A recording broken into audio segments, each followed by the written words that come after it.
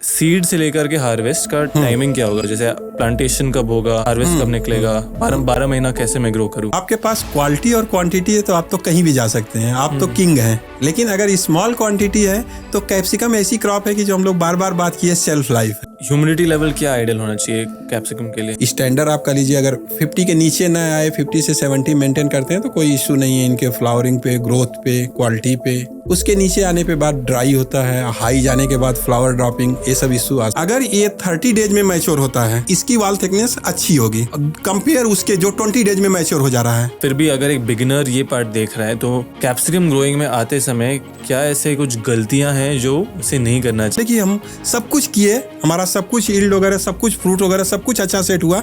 हम उसको कैचिंग कैसे करना, स्टेकिंग कैसे करना, वो नहीं कर पाए, हमारी क्रॉप फेल हो गई।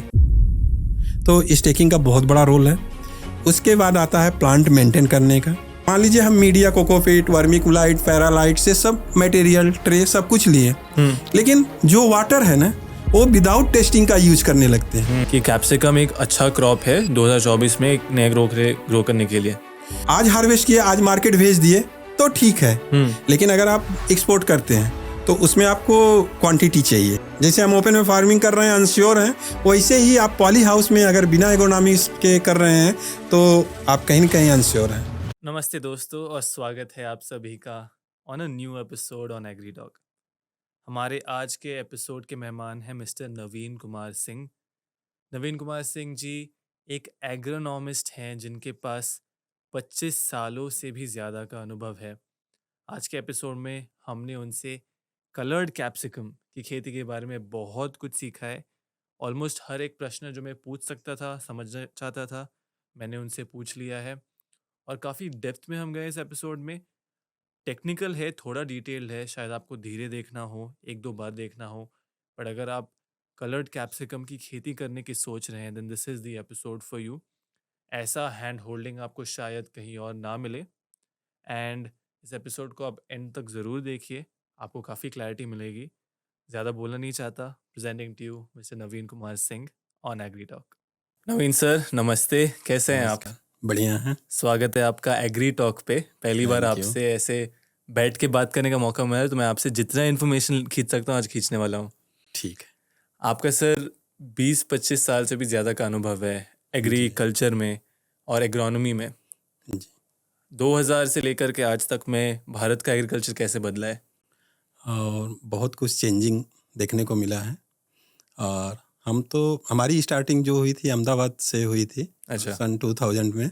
और एक फ्लोरिकल्चर था जो टोटली हाइड्रोपोनिक्स कह लीजिए, with cooling pad, fan systems, और यहाँ तक कि लो टेम्परेचर के लिए हीटर्स भी लगे हुए थे। अच्छा, और 15 एकड़ का प्रोजेक्ट उस समय भी 15 करोड़ का था। क्या बात कर रहे हैं? हाँ। और वो इजरायली कंसल्टेंसी के अंडर में, वहाँ पे ओनली डच रोज फार्मिंग हो रही थी।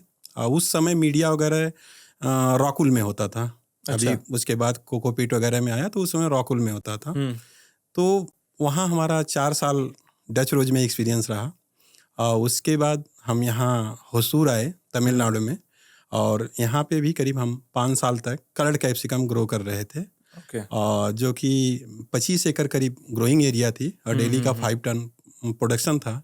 तो हम लोग यहाँ से दुबई एक्सपोर्ट करते थे। अच्छा। हाँ। और इसके बाद मतलब मेरा एक्सपीरियंस जो रहा पूरा पंजाब, हरियाणा, हिमाचल प्रदेश, बिहार, और फिर अभी हम होसूर में ही काम कर रहे हैं। पूरा भारत का हाँ, आपने तो देखा है पूरा खेती? क्लाइमेटिक कंडीशन के हिसाब से कहाँ पे क्या है, क्या क्रॉप करना चाहिए, ये एक्सपीरियंस सीखने को मिला। राइट।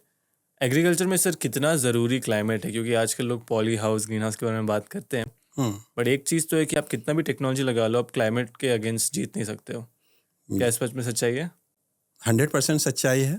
जो चीज़ हम लोग अहमदाबाद में कूलिंग पैड फैन सिस्टम में कर रहे थे, उससे बेटर क्वालिटी आपको होसूर क्लाइमेट में आ रहा था। अच्छा। तो ये इतना फ़र्क है। और आपका एक्सपेंस भी कुछ नहीं है, जहाँ आपका इलेक्ट्रिक बिल लाखों में आता है और मेंटेनेंस चार्ज हैं, स्ट्रक्चर हाई रेट है। तो उससे कंपेयर देखा जाए तो यहाँ नेचुरल वेंटिलेटेड में उससे अच्छी क्वालिटी और अच्छा प्रोडक्शन आ रहा था। समझ गया। तो क्लाइमेट के हिसाब से क्रॉप प्रोडक्शन और खेती टोटली अलग होगी? टोटली अलग हो जाती है। तो आपको उसमें क्वालिटी मिलती है और प्रोडक्शन आपका बहुत इंक्रीज हो जाता है। अब हम एक एग्जांपल दें कि वहाँ जो हम लोग 1 एकड़ में मतलब कलर कैप्सिकम ग्रो कर रहे थे, वो चीज़ यहाँ पे देखा जाए तो 4000 की जगह 3000 स्क्वायर मीटर में उससे ज़्यादा प्रोडक्शन निकल रहा था। क्या बात है। और क्वालिटी मतलब कि एक कैप्सिकम में देखा जाए तो 8 to 9 मंथ की क्रॉप है, और क्वालिटी की बात करें तो 5-6 महीने तक ही अच्छी क्वालिटी आती है। एक तो 80-90 डेज के बाद कलर कैप्सिकम की प्रोडक्शन चालू होता है, और दूसरा 3 to 4 मंथ मैक्सिमम क्वालिटी आती है। लेकिन ये होसूर क्लाइमेट में देखा जाए तो बहुत ही अच्छी क्वालिटी आपको 6 मंथ तक आती है। अच्छा, जो आप कह रहे रेगुलर 3 से 4 महीना का क्रॉप होता है।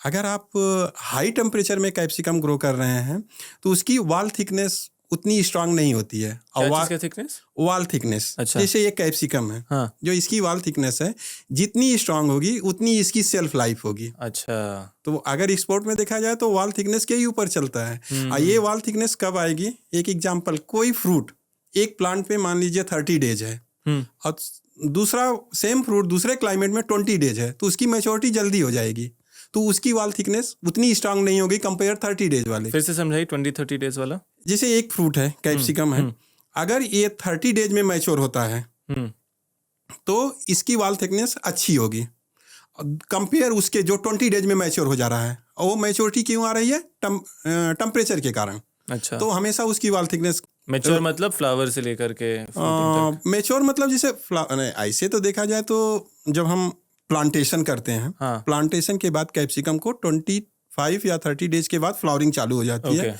वहाँ से फ्रूट स्टार्ट मतलब हो जाता है। अब उस स्लोली पहला ग्रीन में आता है, उसके बाद करीब 60 डिपेंड करता है क्लाइमेट, 10 दिन का आगे पीछे हो सकता है, उसमें 50 डेज में 60 डेज में मैच्योरिटी आ जाती है, कलर चेंज हो जाता है। हाँ, और मोस्टली कलर कैप्सिकम में जो आप रेड, येलो, ऑरेंज की बात करते हैं, ये तो आपका ग्रीन ही स्टार्टिंग में ग्रीन आता है, लेकिन और भी कलर हैं, जैसे ब्रिंजल कलर का है, वाइट कलर का है, तो ये इनिशियल जब फ्लावर के बाद ही इनके कलर दिखने लगते हैं। तो ये चीज कहने का मतलब कि मैच्योरिटी अगर 50 डेज में हो रही है मान लीजिए, तो उसकी वाल थिकनेस प्रॉपर रहेगी। अच्छा। वो स्ट्रांग होगा, सेल्फ लाइफ उसकी ज़्यादा होगी। अगर वाल थिकनेस टेम्परेचर के कारण कम हो रही है तो उसकी सेल्फ लाइफ बहुत कम होगी। और कैप्सिकम एक वेजिटेबल ऐसा देखा जाए ना जो कि वेजिटेबल में सबसे हाई वैल्यू क्रॉप है।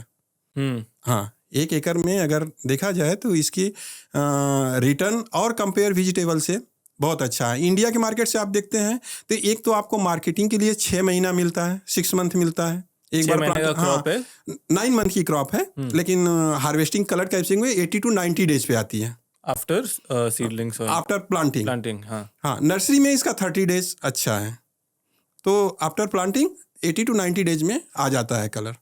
और ये 6 मंथ तक मतलब आप हार्वेस्ट कर सकते हैं। हाँ, मल्टी हार्वेस्ट है।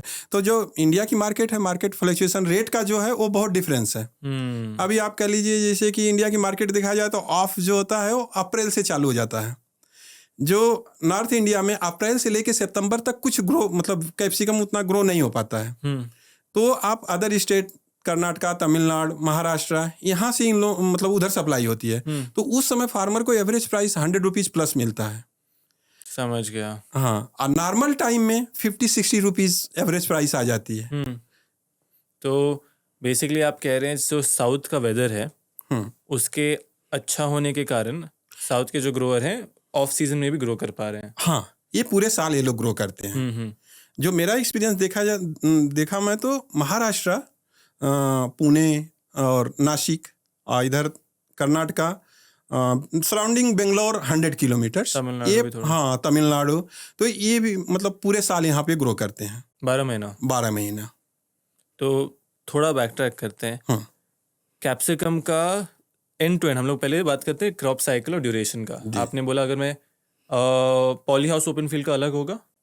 हाँ, 100%। तो पहले ग्रीन हाउस का बात कर लेते हैं, फिर ओपन फील्ड पे भी आएंगे। जी। तो ग्रीन हाउस में अगर मैं कैप्सिकम कलर्ड कैप्सिकम करना चाह रहा हूँ, क्योंकि ग्रीन कैप्सिकम ग्रीन हाउस में फायदा नहीं है। तो कलर कैप्सिकम करना चाह रहा हूँ, उतनी वायबिलिटी नहीं है। तो उसका सीड से लेकर के हार्वेस्ट का टाइमिंग क्या होगा? जैसे प्लांटेशन कब होगा, हार्वेस्ट कब निकलेगा, 12 महीना कैसे मैं ग्रो करूँ? पहली बात तो सबसे बड़ी बात है सीड सिलेक्शन।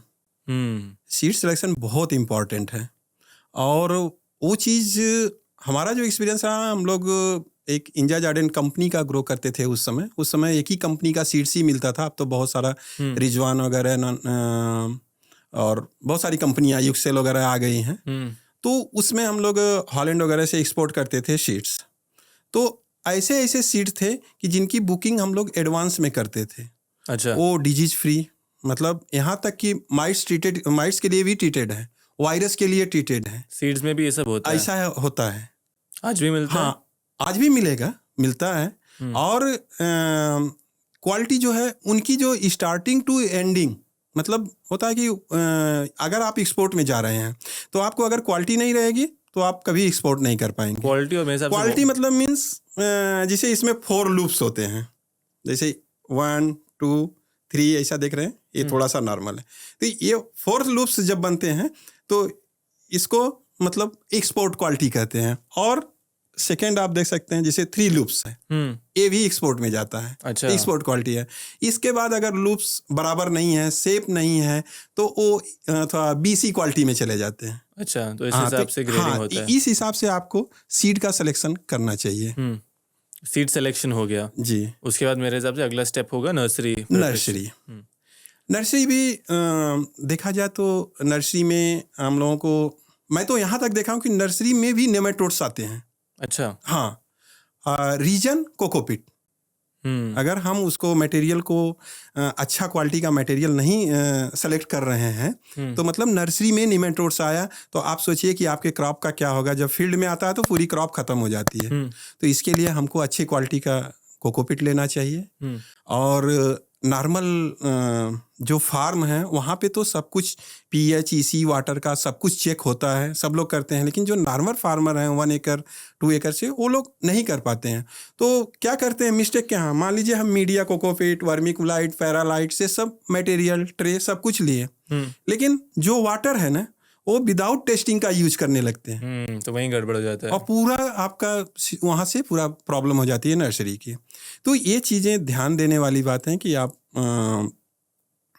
इतना महंगा सीड, जो आज की अच्छी क्वालिटी का सीड है वो 8 से 10 रुपये के हैं, और आप मटेरियल यूज कर रहे हैं, ट्रे को अच्छा यूज कर रहे हैं, तो आप उसमें वाटर क्वालिटी चेक करके यूज करें। तो आप उनमें जो फंगल डिजीज बीमारियां हैं या रूट बॉर्न है उससे बच सकते हैं। सही है। तो सबसे पहले एज अ किसान मैं एक अच्छे कंपनी को चूज करूं, अगर ग्रीन हाउस में ग्रो कर रहा हूं जी, अच्छे क्वालिटी का सीड लूं, तो 1 एकड़ ग्रीन हाउस में कितने सीड लगेंगे और इसका कॉस्ट कितना होता है?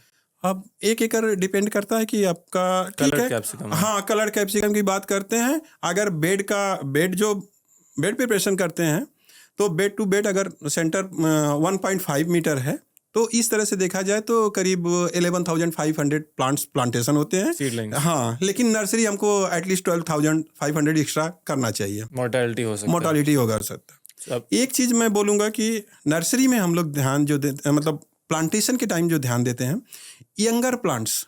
अभी मेरा 2 दिन पहले ही विजिट था तो देखे हम लोग कि वो 45 डेज का प्लांट्स है नर्सरी में। नहीं, प्लांटेशन जब हाँ, नर्सरी से जो आया प्लांट था 45 डेज का था। तो अब जैसे ही प्लांटेशन हुआ वो बेंड होके गिर रहा है, झुक रहा है, लीफ एरिया, और मोर्टेलिटी ऐसा हो रहा है कि एक तो अगर लीफ एरिया ज़्यादा बढ़ गई तो उसको न्यूट्रिएंट्स, वाटर सप्लाई चाहिए, और उसकी रूट डेवलप नहीं हुआ है तो उसकी कैपेसिटी नहीं है कि वो उनको उस 45 डेज के प्लांट को वाटर और न्यूट्रिएंट्स सप्लाई कर सके। तो उस समय भी हमारे लॉस होते हैं। कभी भी हम यंगर प्लांटेशन करें, क्योंकि अगर प्रोटेक्ट की बात करते हैं तो ना ही हमको हार्डनिंग करना है ना कुछ करना है। ओपन फील्ड में लेके जाना है तो और 5 डेज एक्स्ट्रा लगा लीजिए, लेकिन अगर पॉली हाउस में करना है तो आप 25 से 30 डेज करिए, रूट डेवलप अच्छा हो जाए उस समय प्लांटेशन करिए। प्लांटेशन करते समय अगर सॉइल में आप प्लांटेशन कर रहे हैं तो जो कोकोपीट्स का बल्ब है उसके सराउंडिंग सॉइल का लगाएं, न कि उसके स्टेम के बगल में, क्योंकि अगर वो स्टेम से सॉइल टच होती है, कवर कर देते हैं, तो वहाँ पे स्टेम रॉट आने का चांसेस ज़्यादा हो जाता है, विल्ट होता है। तो उससे बचने के लिए आप पूरा कोकोपीट को कवर न करें और उसको थोड़ा सा इरिगेशन के टाइम पे ध्यान दें कि मतलब प्रॉपरली 1-2 दिन हो सकता है कि 100 to 100 प्लांट्स छूट जाएं तो उनको मैनुअली भी इरिगेट कर दें बाय ड्रिप। तो बेसिकली सबसे पहले तो आपका है कि जब आप सीड ले रहे हैं तो जी। सीड की किसान खुद से लेना चाहिए, सीडलिंग किसान को खुद से बनाना चाहिए या परचेज करे तो बेटर है? मेरे हिसाब से अच्छा तो वही है कि अपना खुद तैयार करें। अच्छा। अगर आपका जैसे एकदम इनिशियल स्टेज है, आपको कुछ मालूम नहीं है कि कोई सपोर्टिंग एग्रोनॉमी सपोर्ट नहीं है, उस समय आप 1 टाइम 2 टाइम परचेज कर लीजिए। लेकिन अगर खुद का आपका अगर एटलीस्ट 4-5 एकड़ का फार्म है तो आप खुद तैयार करें तो बेटर है। अगर 1 एकड़ से कोई किसान आज के डेट में कलर्ड कैप्सिकम की खेती करना स्टार्ट करना चाहता है, तो क्या वो अपना नर्सरी भी बनाना चाहिए उसे? बना सकता है। होता क्या है कि आप अगर 1 एकड़ के लिए नर्सरी बनाना चाहते हैं तो मान लीजिए आपको 12,000 प्लांट्स तैयार करने हैं। 100 कैविटी के 120 ट्रे आपके लगेंगे और 120 ट्रे के लिए एक पार्ट में आप उसके हिसाब से क्लाइमेट मेंटेन कर सकते हैं। नहीं कुछ है तो एक एयर सर्कुलेशन फैंस या एयर सर्कुलेशन फैन ही एनफ है। तो आपको एक स्क्वायर मीटर में 4 to 5 ट्रे रख सकते हैं। तो ऐसा आपको 130-120 स्क्वायर मीटर स्पेस को सुरक्षित करना है। तो वो आप एक पॉली हाउस में अपना एक कॉर्नर प्लेस में कर सकते हैं, जो कि वहां से कितना एरिया में? 120-130 स्क्वायर मीटर बस आपको। अच्छा। हाँ, तो किसान का वो खरीदने का थोड़ा कॉस्ट बचेगा, एटलीस्ट 2 रुपये पर प्लांट बच जाएंगे और प्लांट्स आपको अच्छे मिलेंगे, हेल्दी मिलेंगे। लेकिन सीड्स तो खरीदना पड़ेगा किसान। सीड्स तो खरीदना पड़ेगा। और अच्छे सीड्स कौन से, कैसे 3-4 कंपनी आप बोल सकते हैं जो अच्छे? जैसे इंजा जॉर्डन है, रिजवान है, यूक्सेल है, इन कंपनियों के अभी अच्छे सीड हैं। और ये 7 से 8 रुपए पर सीड मिलता है? हाँ, अप्रोक्स। हाँ। और कितने सीड लेने होंगे किसान को? 12,000 सीड लगते हैं। उनके 1000 के पैकेट आते हैं और 12 पैकेट में 12 पैकेट में हो जाएगा। और ये जो सीडलिंग तैयार करने का आपने बोला, जो 12,000 सीडलिंग हम तैयार कर रहे हैं, उसका कॉस्टिंग कितना आता है अप्रोक्स? सीड कॉस्ट छोड़ के 1 रुपया मैक्सिमम आएगा। कोकोपीट ट्रे प्लस वर्मीकुलाइट, पैरालाइट्स, हाँ ये सारे बस मैक्सिमम 1 रुपी जाएगा। 1 रुपी पर सीडलिंग? बस उतना ही? बस उतना ही। उसमें यूज ही कितना आता है? 5 kg अगर कोकोपीट्स का ब्रिक्स लेते हैं और उसमें 20% वर्मीकुलाइट 20% पैरालाइट अगर मिक्स करते हैं तो वो कम से कम 5 kg का आपका 20-25 ट्रे के लिए हो जाता है। 20-25 ट्रे मीन्स 2500 प्लांट्स आप तैयार कर सकते हैं। बट फैन वैन लगाने का कॉस्ट अलग? हाँ, वो थोड़ा सा स्ट्रक्चर तो आपका वो परमानेंट हो गया ना। समझ गया। तो अब मैंने सीडलिंग मानो खरीद लिया है या बना लिया है? सीड तैयार, हाँ, सीड खरीद लिया, सीडलिंग तैयार कर लिया या परचेज कर लिया, और अब प्लांटेशन का टाइम, प्लांटेशंस करना। तो प्लांटेशन के लिए किसान को क्या करना चाहिए? क्या प्रिकॉशंस होते हैं या कोई सही तरीका, गलत तरीका? मतलब पॉली हाउस में मिट्टी का बात कर रहे हैं, मिट्टी पे बात करते हैं। देखिए, सबसे पहले तो हम पॉली हाउस बनाते हैं। पॉली हाउस बनाने के बाद हमको या उससे पहले ही हमको सॉइल टेस्टिंग, जो वाटर यूज करने वाले बहुत ही हैं, जरूरी, हाँ, ये इम्पोर्टेंट है। तो वो वाटर टेस्टिंग करा के ही पॉली हाउस स्ट्रक्चर तैयार करें। उसके हिसाब से अगर बेसिक चीज़ें हैं, एक नॉर्मल सी बात करें, अगर पीएच ही हमारी सॉइल का हाई है तो हम उसको कम कर सकते हैं। और बहुत ही कम खर्च में अगर जिप्सम पायराइड्स की बात करें तो 1 एकड़ में अगर हमारा पीएच मान लीजिए 7 है, हमको उसको 6 करना है सॉइल का, तो 500-600 kg से ही हमारा पीएच 6 हो जाएगा। ये हर क्रॉप के पीएच रिक्वायरमेंट और ईसी रिक्वायरमेंट अलग होती है। बेसिकली सॉइल का मतलब बहुत डिफरेंस नहीं है। तो कैप्सिकम के लिए सॉइल का क्या पीएच? जैसे पीएच का, सॉइल का पीएच स्टैंडर्ड तो 5.5 to 6.5 है, लेकिन 7 चलेगा और 5.5 तक भी चलेगा नीचे। अच्छा, हाँ, और इंक्रीज करना है तो उसके लिए भी चूना वगैरह, लाइम वगैरह यूज करके इंक्रीज भी कर सकते हैं। लेकिन ये चीजें पॉसिबल तब है प्लांटेशन के पहले। रनिंग टाइम में, क्रॉप के रनिंग टाइम में नहीं पॉसिबल है। नहीं पॉसिबल। फिर आप वाटर से ही कुछ मेंटेन करना चाहते हैं तो कर सकते हैं। तो प्लांटेशन के पहले सॉइल टेस्टिंग और वाटर टेस्टिंग करना जरूरी। यहाँ पे मैं पैरामीटर्स दिखा दूंगा कौन से। जी।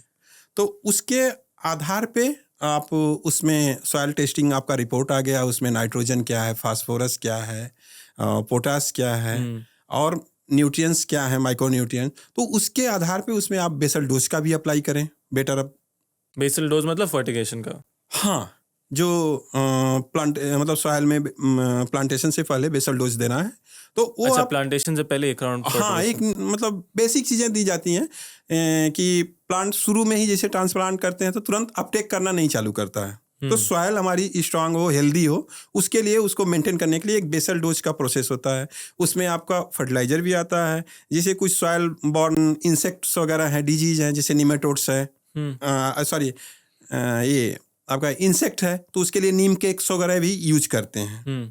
तो ये हमारा एक बेसल डोज है। और एक प्रोसेस पे बात करेंगे कि हम लोग जब इतनी 9 मंथ की क्रॉप लगा रहे हैं 10, तो हमारा जो सॉयल है वो ट्रीटमेंट, सॉयल ट्रीटेड होना चाहिए। जिसे सॉयल सोलराइजेशन एक प्रोसेस है। सॉइल सोलाइजेशन क्या होता है हाँ, सर? एक ऑर्गेनिक फार्मिंग के लिए भी बहुत सपोर्टिव है। इसमें एक प्रोसेस है कि आप अपने पूरे पॉली हाउस की सॉयल को अच्छे से डीप जुताई कर लें, एटलीस्ट 40 to 50 सेंटीमीटर्स। और क्योंकि उसी सॉयल से आपका बेड प्रिपरेशन होता है, तो डीप जुताई कंपलसरी है। और इसके बाद उसको लेवल कर दें, और लेवल करने के बाद आप उसको ड्रिप इरिगेशन जो है स्प्रेड कर दें, और उसमें 60 to 70% मॉइस्चर को मेंटेन करें। अच्छा। और ट्रांसपेरेंट सीट आती है 30 माइक्रॉन्स, उससे पूरा एरिया को आप कवर कर दें, एयर टाइट कर दें। ये प्रोसेस मोस्टली 35 डिग्री टेम्परेचर की बात करना चाहिए, और ये 45 डेज का प्रोसेस है। और इसमें अल्टरनेट डे इरिगेशन को आप इरिगेशन करते रहिए, तो जो आपके वाटर्स हैं सॉइल से इवापोरेट होके, प्लास्टिक से टच होके, हीट होके सॉइल में जाते हैं, और जितना अंदर तक वो हीट कर देते हैं, वहाँ तक सारे सॉइल बॉर्न डिजीज खत्म हो जाते हैं। अच्छा, ये करीब प्रोसेस 40-45 डेज का है। कब करना होता है सॉइल सोलाइजेशन? बिफोर एंड दोनों? बिफोर पहले? बेड प्रिपरेशन के बिफोर। अच्छा, और हार्वेस्ट के बाद भी फिर से? उस पे आ जाते हैं। उस पे क्या है कि आप अगर केमिकल यूज कर रहे हैं, जैसे हाइड्रोजन पेरोक्साइड है 500 नैनो सिल्वर, और एक है मेटम सोडियम है 50%। ये कैप्सिकम के लिए आप बोल रहे हैं? हाँ, किसी भी क्रॉप में सोलराइजेशन और ये सॉइल ट्रीटमेंट मतलब किसी भी क्रॉप के लिए प्रॉपर है। लेकिन कैप्सिकम की बात कर रहे हैं, तो हम कैप्सिकम के भी बता रहे हैं कि अगर हम मेटम सोडियम का यूज करते हैं, तो हमको 2 स्टेज में करना चाहिए। एक तो हमारा क्रॉप जब एंडिंग है, तो एंडिंग टाइम में कर दें, जितने सॉइल बॉर्न डिजीज हैं उस समय हमारे सॉइल में, तो उस बेड पर से खत्म हो जाएंगे। और जब प्लांटेशन से बिफोर कर दें, तो जो बेड पे हैं वो खत्म हो जाएंगे। तो हम 2 तरफ से सेफ हो गए। मतलब हमको उनको खत्म करने के लिए 2 बार टाइम मिला। तो एक केमिकल से पॉसिबल है, और सॉइल सोलराइजेशन में 1 टाइम करके बिफोर प्लांटेशन करके, फिर आप सारा कुछ केमिकल्स फर्टिलाइजर्स वगैरह जो बेसल डोज में डालते हैं। अगर ये सॉइल टेस्टिंग के पहले होगा या बाद में? नहीं, सॉइल टेस्टिंग तो फर्स्ट है ना, उसके रिपोर्ट के आधार पे ये करेंगे हम लोग। तो लेकिन मानो मेरे सॉइल में जो न्यूट्रिएंट सब है वो भी नहीं उड़ जाएगा? उस समय होगा, क्योंकि हाँ खत्म होगा। लेकिन मतलब हमको जरूरी ये है कि हम अपने क्रॉप को सेफ करें। वो एक टाइम के लिए, ऐसा नहीं कि हम सोलराइजेशन कर दिए तो अब ये डिजीज नहीं आएगा। हो सकता है कि वो क्लाइमेट और वो ऐसा उसको क्लाइमेटिक कंडीशन अच्छा फेवरेबल हो, फिर आ सके।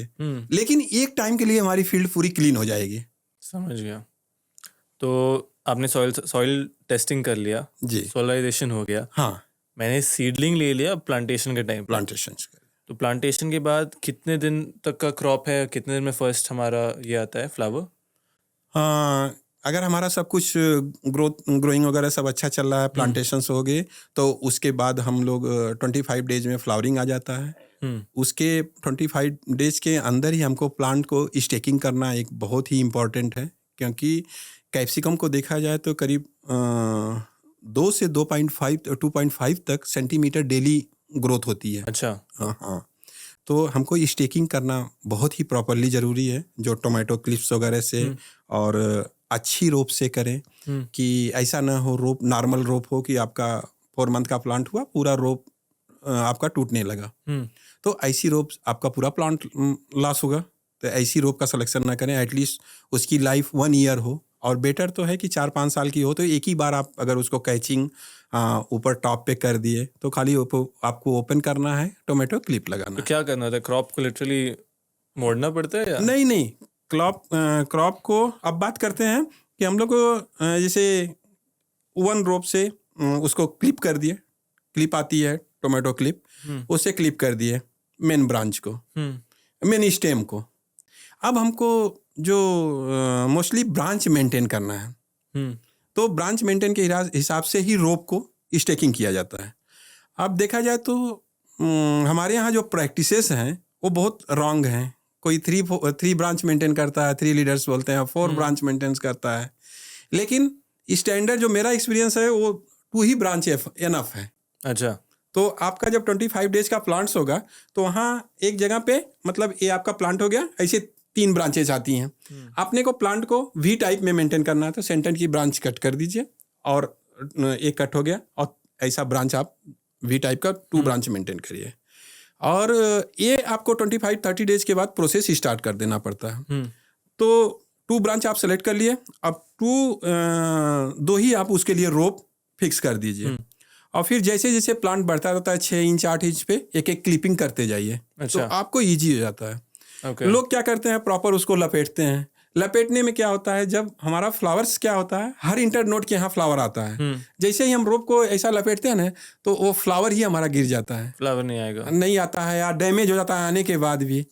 लेकिन हम लोग उसको बहुत नॉर्मली लेते हैं, कुछ नहीं, 1-2 फ्लावर्स गिर गया तो क्या है, लेकिन लॉस तो आपका हो रहा है ना।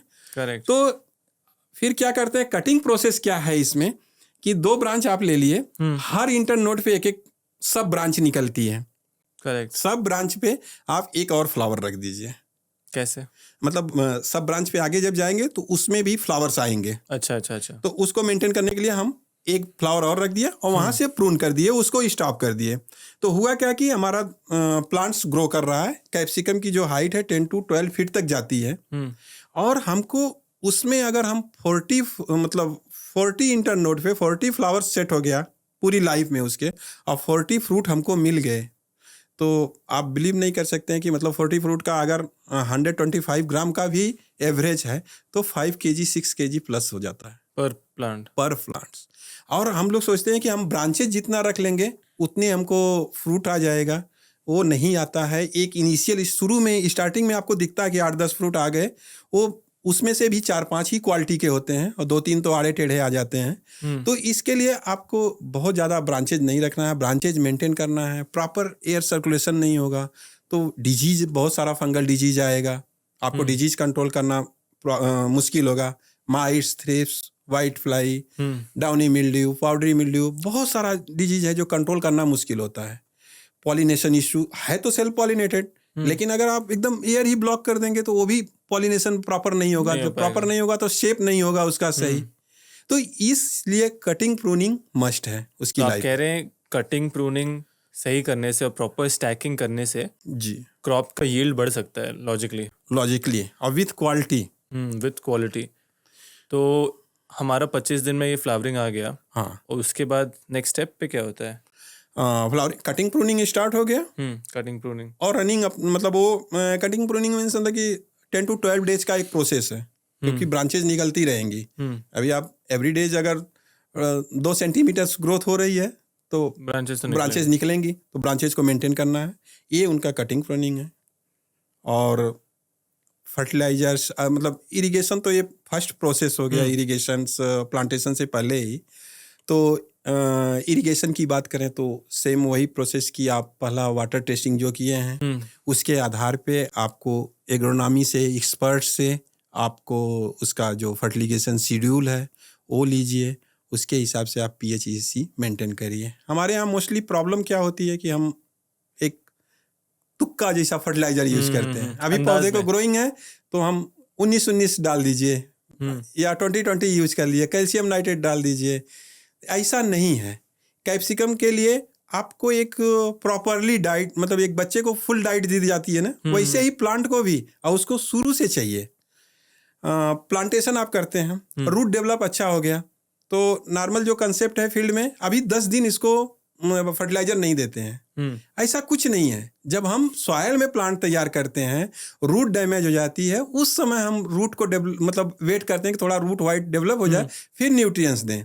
लेकिन कैप्सिकम में आप 3rd डे से विथ फर्टिलाइजर दे सकते हैं। और एक बेसिक चीज़ बोलें तो उसको नाइट्रोजन जो है 2.47% का रिक्वायरमेंट है। फास्फोरस है तो 1.15 का रिक्वायरमेंट है। 1.15 क्या यूनिट परसेंटेज है उनके न्यूट्रिएंट्स के परसेंटेज है। जैसे मैंने बोला तुक्का वाला नहीं देना है कि आज 19 दे दीजिए, कल 12 61 दे दीजिए, ग्रेड है ये सब। परसों 13-0-45 दे देंगे, फिर कैल्शियम नाइट्रेट दे देंगे। ये सब नहीं है, ये प्रॉपर तरीका नहीं है। अगर आपको प्रॉपर क्वालिटी और प्रोडक्शन लेना है तो आपको इनको न्यूट्रिएंट्स के जो उसको रिक्वायरमेंट है, तो कैप्सिकम की रिक्वायरमेंट है कि उसको मतलब कोई पौधा है अगर ग्रोथ करेगा तभी कंटिन्यू फ्रूट देगा ना। करेक्ट। ऐसा नहीं है कि आज हम उसको ग्रोथ करा लिए, वेजिटेटिव ग्रोथ हो गया, अब हम खाली उसको फ्रूटिंग के लिए पोटास देते हैं, तो पोटास यूज करें हमारा खाली फ्रूट आएगा, पता चला कि फिर बाद पौधा स्टॉप हो गया, ग्रोथ नहीं कर रहा है, तो हम बोलते हैं कि इसकी लाइफ खत्म हो गई। ऐसा नहीं है, उसकी लाइफ तो 8 to 9 मंथ है। तो आपको सारा चीज न्यूट्रिएंट्स बैलेंस देना है, नाइट्रोजन भी, फास्फोरस भी, पोटास भी, कैल्शियम भी, मैग्नीशियम प्लस माइक्रो न्यूट्रिएंट। तो उसका जो मेरा एक्सपीरियंस है, जो मैं इजरायली कंसल्टेंसी में काम किया हूँ 10 साल तक, तो उसमें मैंने देखा कि वो लोग मतलब रिच न्यूट्रिएंट्स देते हैं। उनका एक न्यूट्रिएंट्स बोले तो मतलब उनको फुल डाइट दीजिए, फुल न्यूट्रिएंट्स दीजिए प्रॉपर्ली। हाँ, न्यूट्रिएंट्स में आप कटिंग मत करिए। अगर आप न्यूट्रिएंट्स कट करते हैं तो बहुत सारा इफेक्ट है, फ्लावर ड्रॉपिंग होता है, शेप नहीं, मतलब क्वालिटी नहीं, साइज नहीं। तो हम सोचते हैं कि ये क्लाइमेट का है, ये प्रॉब्लम है, इससे हो रहा है। पहला बात तो न्यूट्रिएंट्स को ही मेंटेन करना बहुत जरूरी है। समझ गया। तो ये चीज़ मतलब जो कैप्सिकम की रिक्वायरमेंट है वही है कि मतलब उसको नाइट्रोजन 2.47, फास्फोरस उसको 1.15, पोटास सबसे ज़्यादा चाहिए, क्योंकि किसी भी फ्रूट का टेस्ट कलर पोटास से आता है, वो 3.5% चाहिए। अच्छा। हाँ, तो जब हम इसका एक रेसिपी बनाते हैं, शेड्यूल बनाते हैं, तो उसके आधार पे बनाते हैं। ग्रेड कोई इम्पोर्टेंट नहीं है, मतलब हमारा क्या रेशियो मेंटेन करना है वो इम्पोर्टेंट होता है।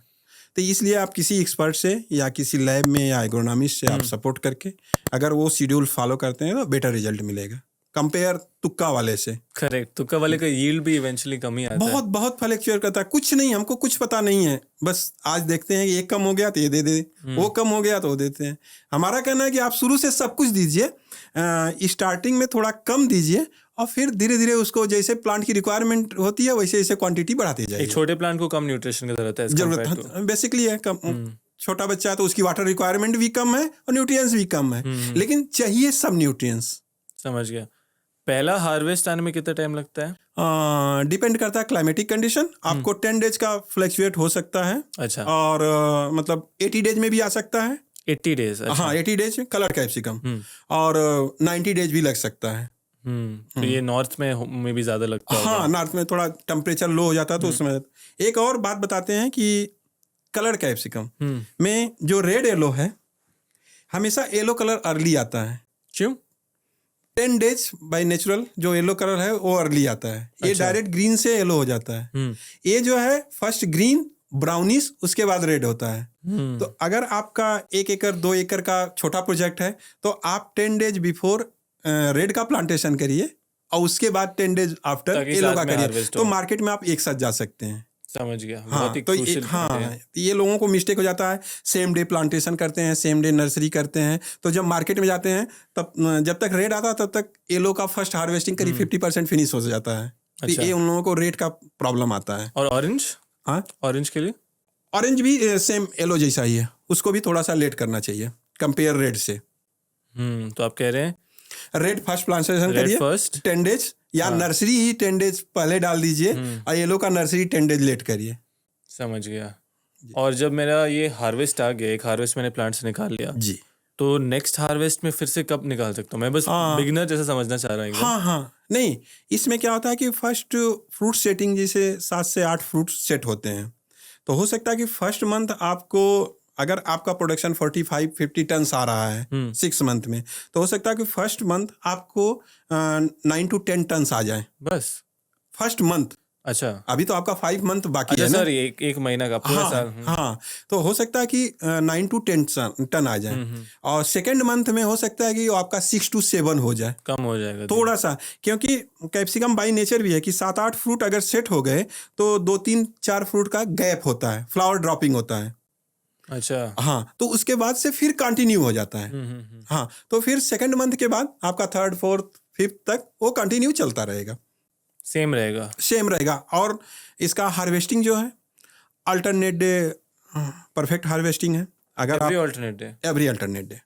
कितना दिन तक चलता है ये नॉन स्टॉप? 6 मंथ। 6 months 180 दिन every alternate alternate day, every alternate, तभी आप उसको इसका जो क्वालिटी है मेंटेन कर पाएंगे। क्योंकि अगर 3-4 दिन छोड़ते हैं तो जो आज मतलब 70% मैच्योर है वो 3-4 दिन में हो सकता है कि लूज होना चालू हो जाए, श्रिंक होना चालू हो जाए।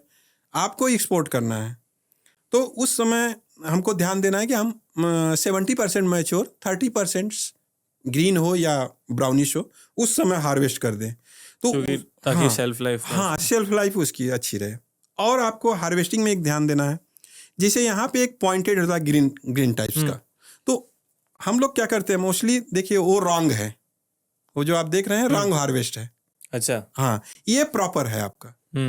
रॉन्ग मीन्स उसको हम अगर बीज से तोड़ दिए तो उसमें एयर अंदर जा सकती है, जाती है, तो इसके कंपेयर वो जल्दी लूज होगा फ्रूट। करेक्ट। और हमको हार्वेस्ट करके देखना है, अगर एक्सपोर्ट करना है या और होल्ड करके मार्केट के लिए हमको रखना है आप, तो उस समय प्रॉपर हार्वेस्टिंग करें। हार्वेस्टिंग के बाद आपको प्री कूलिंग बहुत इंपॉर्टेंट होती है। आपके लिए कोल्ड स्टोरेज होना जरूरी है। 1 एकड़ के लिए भी अभी छोटे किसान, हाँ नहीं, अगर आपको डायरेक्ट आज हार्वेस्ट किया आज मार्केट भेज दिए तो ठीक है, लेकिन अगर आप एक्सपोर्ट करते हैं तो उसमें आपको क्वांटिटी चाहिए। क्वांटिटी का बहुत बड़ा रोल होता है। अगर आप बाई एयर जाते हैं तो 1 kg कैप्सिकम भेजने का हमको 100 रुपीज़ खर्च आ सकता है। अगर हम बाई शिप जाते हैं तो वो खर्च हमारा 20 रुपीज़ हो सकता है। अच्छा, 80 रुपये का वो डिफरेंस, 80 रुपये का डिफरेंस, तो बहुत बड़ा डिफरेंस होता है। तो आप हमेशा जब एक्सपोर्ट में अदर कंट्री में तो बाई शिप बेटर है। आजकल क्या है ना सर, जो भी लोग स्टार्ट कर रहे हैं 1 एकड़ से स्टार्ट करना चाहते हैं, वो लोगों के लिए लोकल मार्केट अच्छी है। नहीं, सब लोग का यही रहता है कि हाँ, मैं ग्रो करना चाहता हूँ लेकिन एक्सपोर्ट मार्केट में बेचना चाहता हूँ, क्योंकि ये कि एक्सपोर्ट में मुझे बेटर प्राइस मिलेगा, ये मिलेगा। हाँ, लेकिन एक्सपोर्ट के लिए अगर आपको करना है, 2 चीज़ बहुत ज़रूरी है। सबसे पहले वॉल्यूम ऑफ प्रोडक्शन। हाँ, एक्सपोर्ट वाला जब वॉल्यूम में ही लेगा, नहीं तो उसको रेट उसको भी तो लेना है कि सस्ता कहाँ मिल रहा है। और दूसरा कि आपका ये कूलिंग होना चाहिए, और कूलिंग नहीं हो तो कूलिंग shelf life- चेन आप मेंटेन करते हैं तो इसकी लाइफ मतलब 15 to 20 डेज है। कितना होता है शेल्फ लाइफ पे बात करते हैं थोड़ा सेल्फ सर। लाइफ की बात करते हैं। अगर आप हार्वेस्ट कर दिए, हार्वेस्ट करके 1 वीक अगर 8 to 10 डिग्री टेम्परेचर पे मेंटेन करते हैं तो 1 वीक तक कुछ नहीं होता है इसको। और उसके बाद आप कूलिंग चेन, मतलब आपका जो बाइसिप जा रहा है, कंटेनर में जा रहा है, वहाँ भी टेम्परेचर मेंटेन है। फिर मतलब मान लीजिए एक एग्जाम्पल, दुबई आज भेज रहे हैं तो मुंबई से दुबई जाने में 4 डेज लगता है बाइसिप, और आप 4 डेज के बाद वहाँ भी आपको 1 वीक टाइम मिल रहा है। 1 वीक इधर, 1 वीक 2 वीक्स, 4 डेज इधर, तो 3 वीक्स तक आप इसको मेंटेन कर सकते हैं अगर कूलिंग चेंज जाते हैं। होता क्या, जब प्लांट से हार्वेस्ट करते हैं उस समय फ्रूट को शॉक लगता है, क्योंकि वो 35-40 डिग्रीज में है। 30 डिग्रीज में अभी प्लांट पे है, लाइव है समझ लीजिए। और जैसे ही हार्वेस्ट करके हम 35 में या 40 में रखते हैं बिना विदाउट कोल्ड स्टोरेज के, तो उस समय श्रिंक होने के चांस ज़्यादा होते हैं। समझ गया। तो अगर आप प्री कूलिंग मेंटेन कर दिए तो श्रिंक नहीं होगा। श्रिंक नहीं होगा, आप कह रहे हैं वो 7-8 दिन शेल्फ लाइफ बढ़ जाएगा। और अगर अगर नहीं किए प्री कूलिंग तो कितना दिन का शेल्फ लाइफ होता है आपका? 1 वीक मैक्सिमम। और अगर कर दिए तो 15-20 दिन, 15 to 20 डेज। हाँ, 15 से 20, इतना फर्क होता है। तो आज के बोलिए सर। और आपको अगर एक्सपोर्ट करना है तो आपको कूलिंग चेन मेंटेन करना ही करना है, उसके बिना पॉसिबल नहीं है। 1 एकड़ से एक्सपोर्ट हो सकता है कि नहीं? नहीं पॉसिबल नहीं। एटलीस्ट आपको वाइबिलिटी 5 एकड़ पे है। 5 एकड़, हाँ, 5 एकड़ के हाँ एक्सपोर्ट करना। कुछ लोग मतलब बाई फ्लाइट, मतलब कुछ जर्मनी वगैरह अदर कंट्री कुछ भेजते हैं, तो वो उस हिसाब से वहाँ वैल्यू क्या है, क्या डॉलर्स मिल रहे हैं, क्या यूरो मिल रहे हैं, जहाँ जैसा जहाँ का है, तो उस हिसाब से अगर देखते हैं तो कुछ लोग कर सकते हैं। लेकिन मतलब जो क्वालिटी और क्वांटिटी पे मजा आएगा वो मजा नहीं आता, नहीं आएगा। 1 एकड़ से मतलब लोकल मार्केट पकड़ो, पहले समझो खेती कैसा हो रहा है, फिर जब एक्सपैंड करो तो एक्सपोर्ट। जी। कौन से कंट्रीज लेते हैं इंडिया से यूजुअली कैप्सिकम? नॉर्मली तो ईजी, दुबई वगैरह ईजी जाता है, बाई शिप, नज़दीक भी पड़ता है। यूरोप वगैरह तो वहाँ भी जाता है, लेकिन उन लोगों के साइज वगैरह के भी डिफरेंस बहुत सारे हैं। जैसे कोई कंट्री है तो आप बहुत बड़ा साइज कैप्सिकम का हम लोग बोलते हैं, बड़ा साइज आ गया तो बहुत अच्छा है, लेकिन एक्सपोर्ट में वो चीज़ नहीं है। अभी आप नॉर्मली परचेज करने जाते हैं, आप घर के लिए अगर 150 ग्राम का है तो 6 पीस लेके जाएंगे, अगर 200-300 ग्राम का है तो 3 पीस आएगा। तो आपको नॉर्मली उनको साइज पे भी ध्यान देना चाहिए। वो वैरायटी सिलेक्शन में भी उसी समय इम्पोर्टेंट है कि आप उस वैरायटी का छोटे साइज का फ्रूट हो, मीडियम साइज का, छोटा नहीं मीडियम साइज का हो। करेक्ट। हाँ। तो पॉली हाउस में अगस्त में यूजुअली स्टार्ट होता है ये क्रॉप। आप अगस्त में मतलब जो नॉर्थ का है, नॉर्थ क्लाइमेटिक कंडीशन है, वो अगस्त में प्लांटेशन करते हैं और मई तक जाते हैं, जून तक जाते हैं। मतलब कितना महीना हो गया? 8 महीना। 8 महीना। 8 महीना का क्रॉप है कम से कम। 9 to 10, sorry 8 to 10, 8 to 9, sorry 8 to 9। हाँ, कोई issue 8 to 9, तो 9 मंथ की क्रॉप है। और इधर के बेंगलोर, सॉरी कर्नाटका, तमिलनाडु, महाराष्ट्र जो पूरे साल ग्रो करते हैं, वो लोग कभी भी प्लांटेशन कर सकते हैं। लेकिन कुछ जैसे हाई टेम्परेचर में प्लांट्स कर रहे हैं तो उस समय भी इधर भी फ्लावर ड्रॉपिंग हो सकता है, तो उस समय प्रोडक्शन इफेक्ट करता है। लेकिन आपके रेट बेस्ट टाइम कौन सा है सर? अगर मुझे एक तो अपने क्रॉप को सबसे बेस्ट कंडीशन देना है और दूसरा कि मार्केट में मैं सही समय पे जा सकूं, क्योंकि सबसे जरूरी चीज तो वही है। तो अगर बेस्ट आपको बैंगलोर का पकड़ते हैं तो फरवरी प्लांटेशन आपको अच्छा है। अच्छा। हाँ, इसमें प्रोडक्शन थोड़ा सा इफेक्ट करेगा लेकिन रेट आपको बहुत हाई मिलेगा। और आप नॉर्मल टाइम में जुलाई अगस्त में करते हैं, उसमें प्रोडक्शन आपका ज़्यादा आएगा लेकिन रेट कम मिलेगा। क्यों होता है ये डिफरेंस रेट का? और ये इंडिया के हिसाब से जो है उसमें जैसे मैरिज टाइम या ऑफ सीजन कह लीजिए, जब कहीं नहीं ग्रो हो सकता है तो उस समय खाली बेंगलोर और महाराष्ट्र ग्रो करता है। कौन सा पीरियड है ये आपका फरवरी प्लांटेशन है, फरवरी से मार्च प्लांटेशन होता है और ये सितंबर तक मतलब नॉर्थ में कुछ नहीं ग्रो हो पाता क्योंकि हाई टेम्परेचर हो जाता है, हैवी रेन हो जाती है, ह्यूमिडिटी हाई हो जाती है, तो इसलिए वहाँ पे अगस्त में प्लांटेशन करते हैं। क्योंकि अगस्त के बाद थोड़ा नाइट टेम्परेचर्स धीरे धीरे कम होने लगते हैं तो फ्लावर सेटिंग और फ्रूट सेटिंग अच्छी होने लगती है। तो नॉर्थ इंडिया में क्या टाइम यूजुअली नॉर्थ इंडिया में कब से कब होता है? अगस्त से लेके मई तक जा सकते हैं। तो उस अगस्त के समय में जब नॉर्थ इंडिया में क्रॉप नहीं है, हाँ, तब तो ये बैंगलोर वाले इधर लेके वहाँ अच्छा रेट लोग लेते हैं।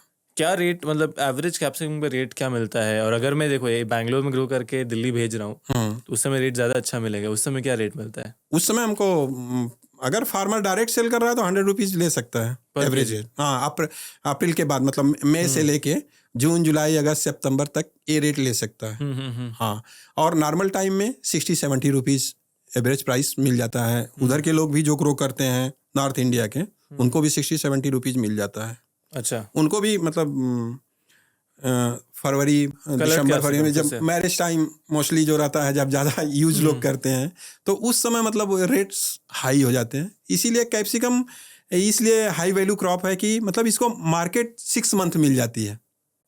तो आपको हाई रेट भी मिल सकते हैं और वॉल्यूम भी, हाँ, मीडियम रेट भी मिल सकते हैं। समझ गया। तो यहाँ जो ग्रो कर रहा है बैंगलोर में अच्छा स्कोप है कलर कैप्सिकम करने का। बहुत अच्छा स्कोप। अभी बहुत सारे लोग कर रहे हैं पॉली हाउस। हाँ, कर रहे हैं, लेकिन अभी भी मैं जो देखता हूँ फील्ड विजिट वगैरह में, मतलब ऐसा नहीं कि कोई 10 एकड़ या 20 एकड़ में ऐसा कुछ कर रहा है। अभी भी वेजिटेबल में बहुत स्कोप है, बहुत। अच्छा। हाँ, जो हमारे यहाँ अभी भी नहीं हो रहा है। हाँ, फार्मर क्या है कि उसकी चॉइस क्या होती है, कभी देखता है इसमें ये फ्लावर्स में ज़्यादा रेट आ रहे हैं तो उधर कन्वर्ट हो जाता है, ये वेजिटेबल में ज़्यादा रेट्स आ रहा है सर। नहीं, कैप्सिकम की ऐसी मार्केट है कि आप पूरे साल जाओ और बहुत अच्छा रिटर्न है। तो हमने हार्वेस्ट का बात कर लिया, जैसे आपने बोला कि अच्छा रिटर्न है। 1 एकड़ से यूजुअली कितना हार्वेस्ट हो सकता है? हम 2 जगह का बात करते हैं एग्जाम्पल लेके, एक तो बैंगलोर और दूसरा दिल्ली, क्योंकि वहाँ गर्मी जाड़ा दोनों रहता है। बैंगलोर में स्टडी थोड़ा क्लाइमेट रहता है। बेंगलोर की बात करें तो आपको एवरेज जो प्रोडक्शन है 8 to 9 मंथ का 45 to 50 टन लोग जाते हैं। 50 टन जो 50,000 किलो। और रेट ले लो कितना? और रेट इन लोगों को आपको समझ लीजिए कि यहाँ पे रेट क्या होता है कि हर फार्मर नॉर्थ इंडिया नहीं बेच पाता है। क्यों? सबके लिंक नहीं है, ट्रांसपोर्ट इशू है।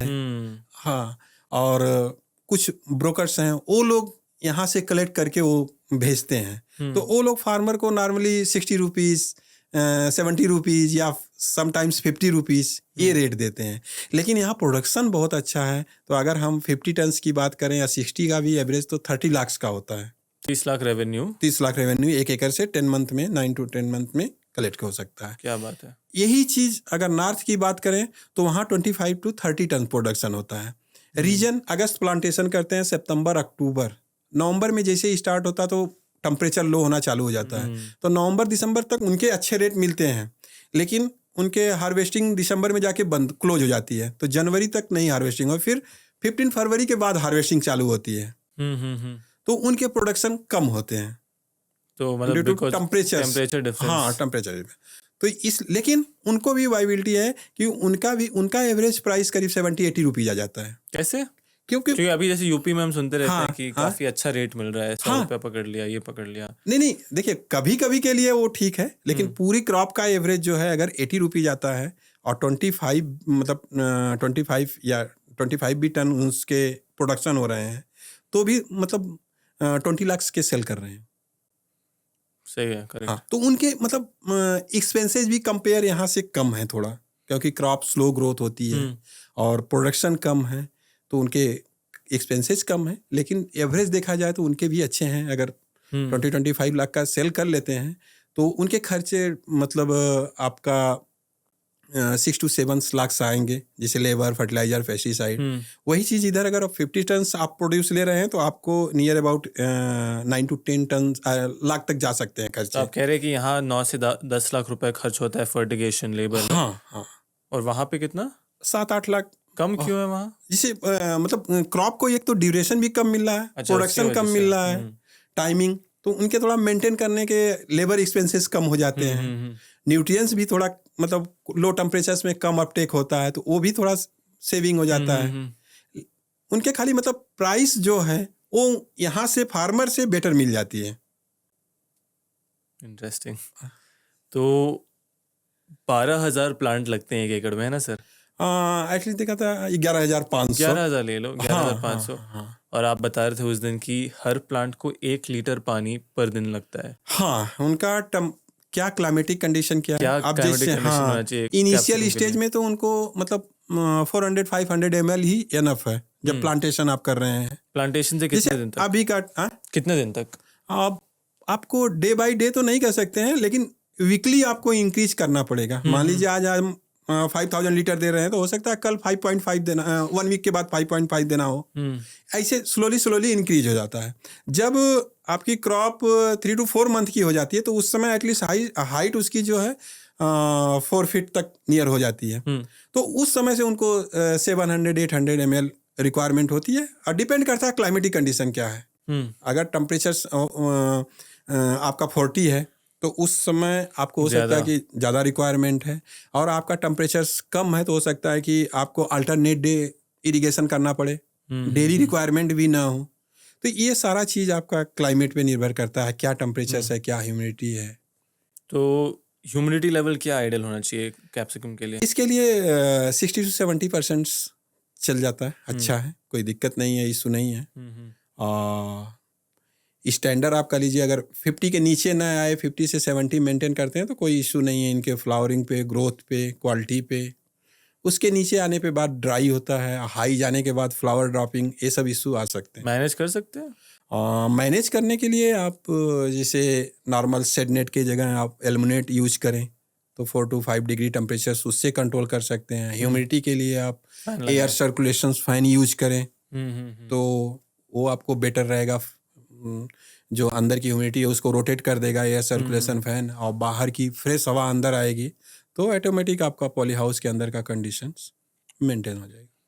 अंडरस्टूड। मतलब ग्रीन हाउस को आप किस तरीके से आप क्लाइमेट को मैनेज कर रहे हैं, वो डिटरमाइन करेगा कि कैसा क्रॉप निकलेगा, कैसे क्रॉप निकलेगी। एक और जो चीज़ बहुत सारे किसान को तकलीफ होता है, बहुत सारे लोग हमें बोलते रहते हैं कि पेस्ट मैनेजमेंट, आपने ब्रीफली मेंशन किया जी, फर्टिगेशन को तो बोला, लेकिन पेस्टिसाइड यूजेज कैसे होता है, क्योंकि कौन से नेमाटोड्स, थ्रिप्स, ये सब तो सॉइल बॉर्न जो है, और जो रनिंग क्रॉप में आपके माइट्स हैं, थ्रिप्स हैं, वाइट फ्लाई है, कैसे मैनेज करेगा किसान, और आपके पाउडरी मिल्ड्यू हैं, डाउनी मिल्ड्यूज हैं, ये सब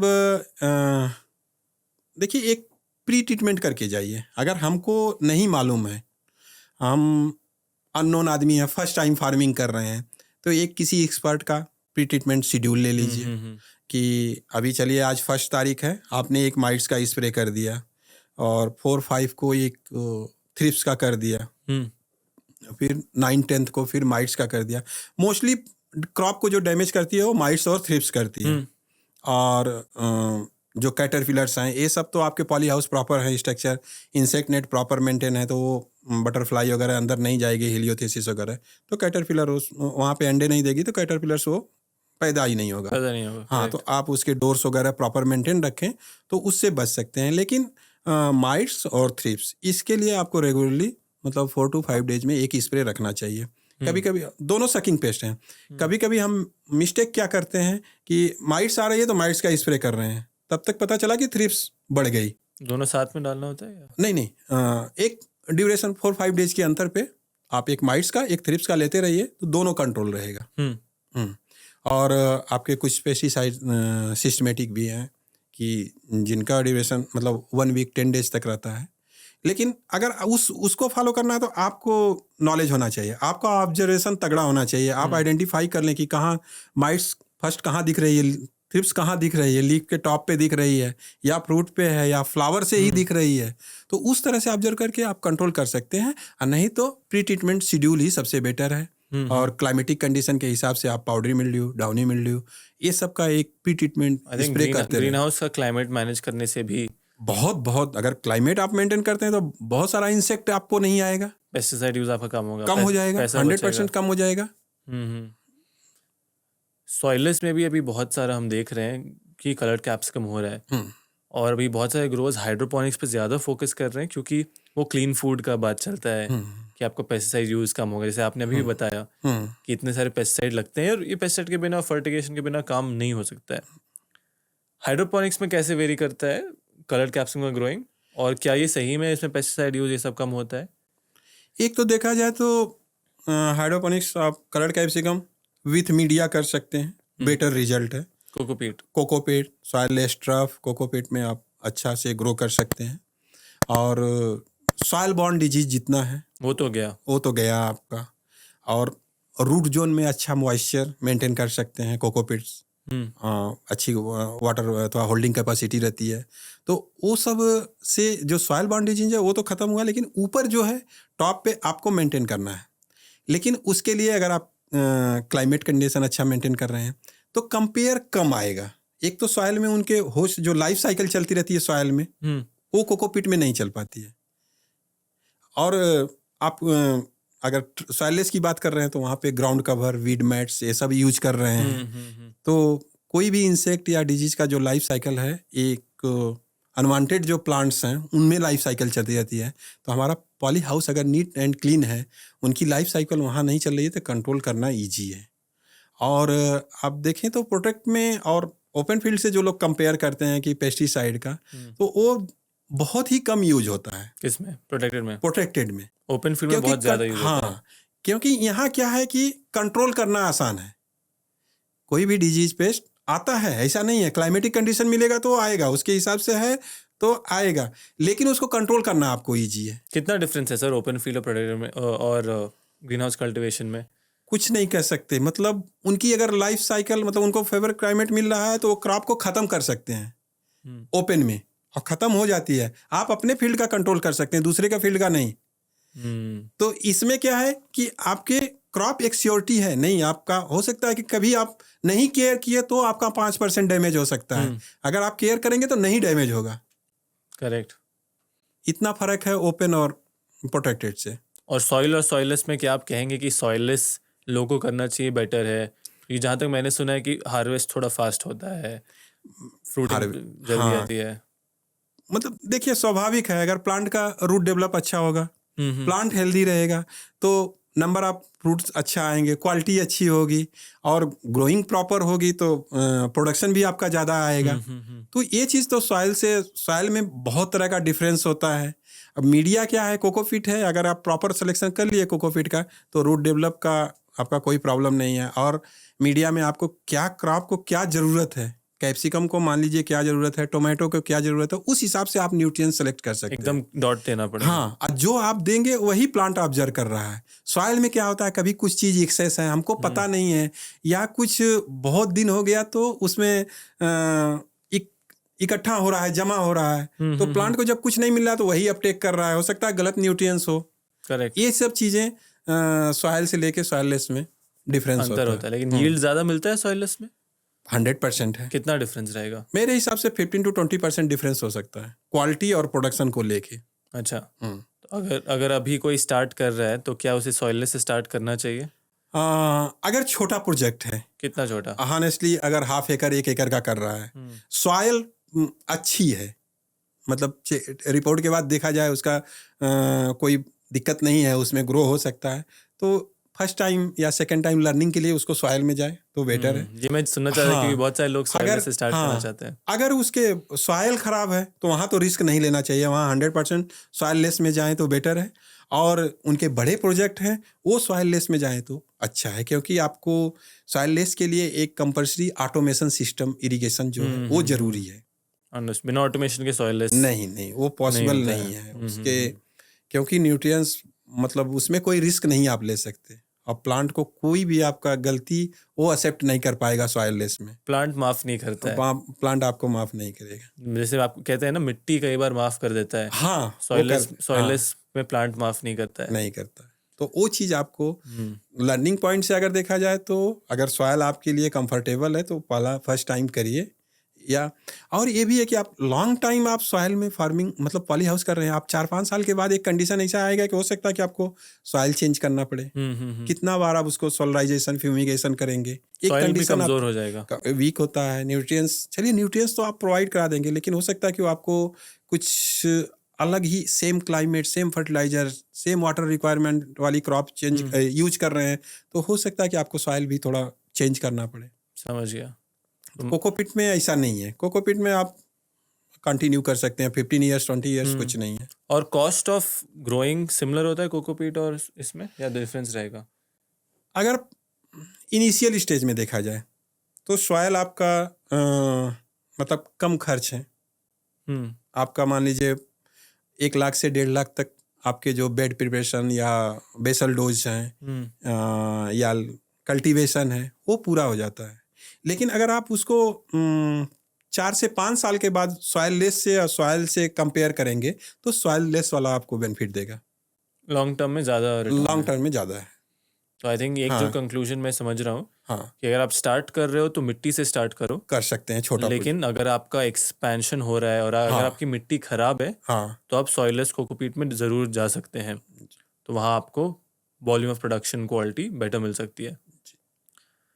ये सब तो हो गया सर। एक आखिरी चीज़ जो बहुत सारे किसान फंस जाते हैं, या बहुत सारे जो यंगर जनरेशन लोग आना चाह रहे हैं, शायद आप इसमें कुछ एडवाइस दे सकें कि मार्केटिंग। अब क्या होता है कि मंडी लोग जाते हैं, वहाँ उनको कई बार रेट नहीं मिलता है, तो हम जो ये बोल रहे हैं कि 80 रुपये पर केजी, 100 रुपये पर केजी, जितना भी है, ये रेट कैसे प्राप्त करें? मार्केट कौन से टाइम पे जाएं, कौन से मार्केट जाएं?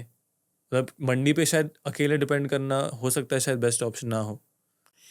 देखिए, अगर आपके पास क्वालिटी और क्वांटिटी है तो आप तो कहीं भी जा सकते हैं, आप तो किंग हैं। लेकिन अगर स्मॉल क्वांटिटी है तो कैप्सिकम ऐसी क्रॉप है कि जो हम लोग बार बार बात की है, सेल्फ लाइफ है। स्मॉल क्वांटिटी क्या होती है? मतलब स्मॉल क्वांटिटी की ये है कि आपको अगर मान लीजिए आपको कहीं एक दिल्ली मंडी भेजना है, 200 केजी भेजना है, आपके लिए सारा कुछ ट्रांसपोर्ट वही हो रहा है, एक मेन ट्रांसपोर्ट आपको कम लग रहा है। जैसे आप फार्म से मार्केट आए, मार्केट से बस से या ट्रेन से जैसे जा रहे हैं, तो वो आपका फार्म से मार्केट वाला ट्रांसपोर्ट, लोकल मार्केट वाला, वो सेम है। 200 केजी लाइए चाहे 500 केजी लाइए। तो और मेन ट्रांसपोर्ट ट्रेन में है, आपको एजेंट को कमीशन देना है, और वहाँ पे फिर जाके जहाँ सप्लाई कर रहे हैं वो या पार्टी थर्ड पार्टी आके आपको कलेक्ट करती है, तो उसके भी एक्सपेंस हो रहे हैं, तो कहीं न कहीं आपका उसमें नुकसान होता है। लेकिन कैप्सिकम ऐसा है कि आप हम लोग जो बार बार बात कर रहे हैं कि भाई अल्टरनेट डे हार्वेस्टिंग है, हो सकता है कि हम वीकली 2 बार करें और 500 केजी हो जाए, 600 केजी हो जाए, या एक हार्वेस्टिंग करके और 2 हार्वेस्टिंग का वेट करके कलेक्ट करके 1 टन दें, तो वो चीज़ हमारे लिए प्रॉफिटेबल होगा। अब मार्केट अब ऐसा नहीं है इंडिया में कि कहीं भी आप जा सकते हैं। हाँ, डिस्ट्रिक्ट लेवल की मार्केट की क्वांटिटी रिक्वायरमेंट कुछ है और कैपिटल लेवल की रिक्वायरमेंट कुछ है।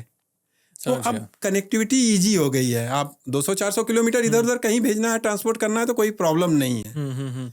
हम लोग तो जब मैं यहाँ होसूर से हम लोग दिल्ली बाई ट्रेन भी भेजते थे और बाई फ्लाइट भी जाता था, तो मतलब उस समय कुछ 36 आवर्स लग जाते थे। अच्छा, हाँ, लेकिन कोई उस टाइम प्रॉब्लम। प्री कूलिंग था आप लोग के पास? हाँ, कोल्ड स्टोरेज वो तो एक्सपोर्ट कर रहे हैं तो 20 टन 40 टन्स के कोल्ड स्टोरेज थे। अच्छा, 40 क्योंकि टन्स हाँ, कैपेसिटी। कंटेनर्स हमारे जो बुक होते थे वो मतलब 20 टन्स के होते थे। उसमें जो फूड होता था वो करीब 10 टन्स रहता था। तो आपको 30-40 टन्स के कूलिंग कोल्ड स्टोरेज होना जरूरी था। तो हम लोग मतलब उस समय भी 1 हफ्ते का कलेक्ट कर लेते थे।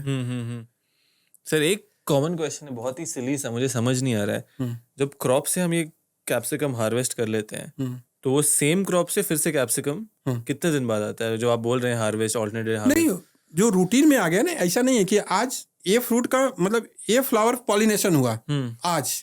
हो सकता है आपका 6 इंच के बाद फ्लावर दूसरा मतलब बीच में और फ्लावर आएगा। अगर 6 इंच वाला हो सकता है कि 10 डेज के बाद पॉलिनेट हो। अच्छा। तो इसमें उसमें 10 डेज का तो गैप हो गया ना। उसके बीच वाला हो सकता है कि 5 डेज में पहले हुआ हो। या जब आप मेंटेन कर रहे हैं कटिंग प्रूनिंग, तो हर इंटर नोड पे फ्रूट सेटिंग हो रही है, सब पे भी हो रही है एक एक, तो वो दोनों में गैप जैसा रहेगा। एक मतलब हो सकता है कि ये प्लांट आज आपको एक फ्रूट दिया, हो सकता है कि ये 5 दिन के बाद आपको दूसरा देगा। लेकिन बगल वाला प्लांट है कि आज नहीं दिया, वो हो सकता है कि कल देगा। तो हमारे अलग अलग फ्लावर, अलग अलग प्लांट, अलग अलग फ्लावर्स, पॉलिनेशन टाइमिंग वो डिपेंड करता तो है। यूजुअली 5-6 दिन बाद एक और ही फ्लावर। हाँ, हो सकता है कि ऐसा जरूरी नहीं कि हर प्लांट हर दिन आपको प्रोडक्शन देगा। वही मैं समझना चाह रहा हूँ। हाँ, वो नहीं है। हो सकता है कि आपको ये पहला प्लांट प्रोडक्शन दिया, दूसरा 2 नहीं दिया, तीसरा चौथा दिया, फिर जब आप 4 दिन के बाद हार्वेस्टिंग करने आए तो ये और लास्ट वाला नहीं दिया, बीच वाला उस दिन प्रोडक्शन दिया। इस तरह से एवरेज देखा जाए तो वो आपको मतलब 250 केजी 300 केजी तक, जैसा आपका क्लाइमेटिक कंडीशन है, वो अल्टरनेट डे हार्वेस्टिंग में चला जाता है। तो टोटल मंथ में कितना आएगा अप्रोक्स? मतलब अगर आपका 8 से 9 टन। हाँ, 8 से 9 टन, मतलब 8 से 9 टन आने के लिए आपको फिर कितना हो जाएगा कि आप अगर उस समय करीब 4 to 500 पर डे का प्रोडक्शन अगर रहेगा, तब आपका 8 से 9 अल्टरनेट डे कर रहे हैं ना। समझ गया गया। तो इस तरह से आप देखा जाए तो मतलब कंटिन्यूटी होती है। और जब आपके पास एरिया ज़्यादा होता है, 4-5 एकड़ है, तो आप मतलब हाफ एरिया एक दिन हार्वेस्ट कर रहे हैं, हाफ एक तो आपका क्वांटिटी मेंटेन है। सर, तो इतना कुछ आपने इन्फॉर्मेशन दिया है, आई थिंक बहुत सारे लोग के लिए बहुत सारे न्यू लर्निंग्स होंगे। बट फिर भी अगर एक बिगिनर ये पार्ट देख रहा है तो कैप्सिकम ग्रोइंग में आते समय क्या ऐसे कुछ गलतियां हैं जो उसे नहीं करना चाहिए? आपने काफ़ी कुछ पॉजिटिव्स बताए, बट अगर ये ना करे वो तो उसका सक्सेस का रेट ज़्यादा हो, ऐसे कुछ पॉइंटर्स है आपके दिमाग में? है तो आप सबसे पहले तो जो सॉइल सिलेक्शन कर रहे हैं या वाटर सेलेक्ट कर रहे हैं, और जहाँ पे आप पॉली हाउस लगा रहे हैं, तो सबसे पहले वाटर से टेस्टिंग, सॉइल टेस्टिंग, ये इनकी रिपोर्ट्स हमको होना ज़रूरी है।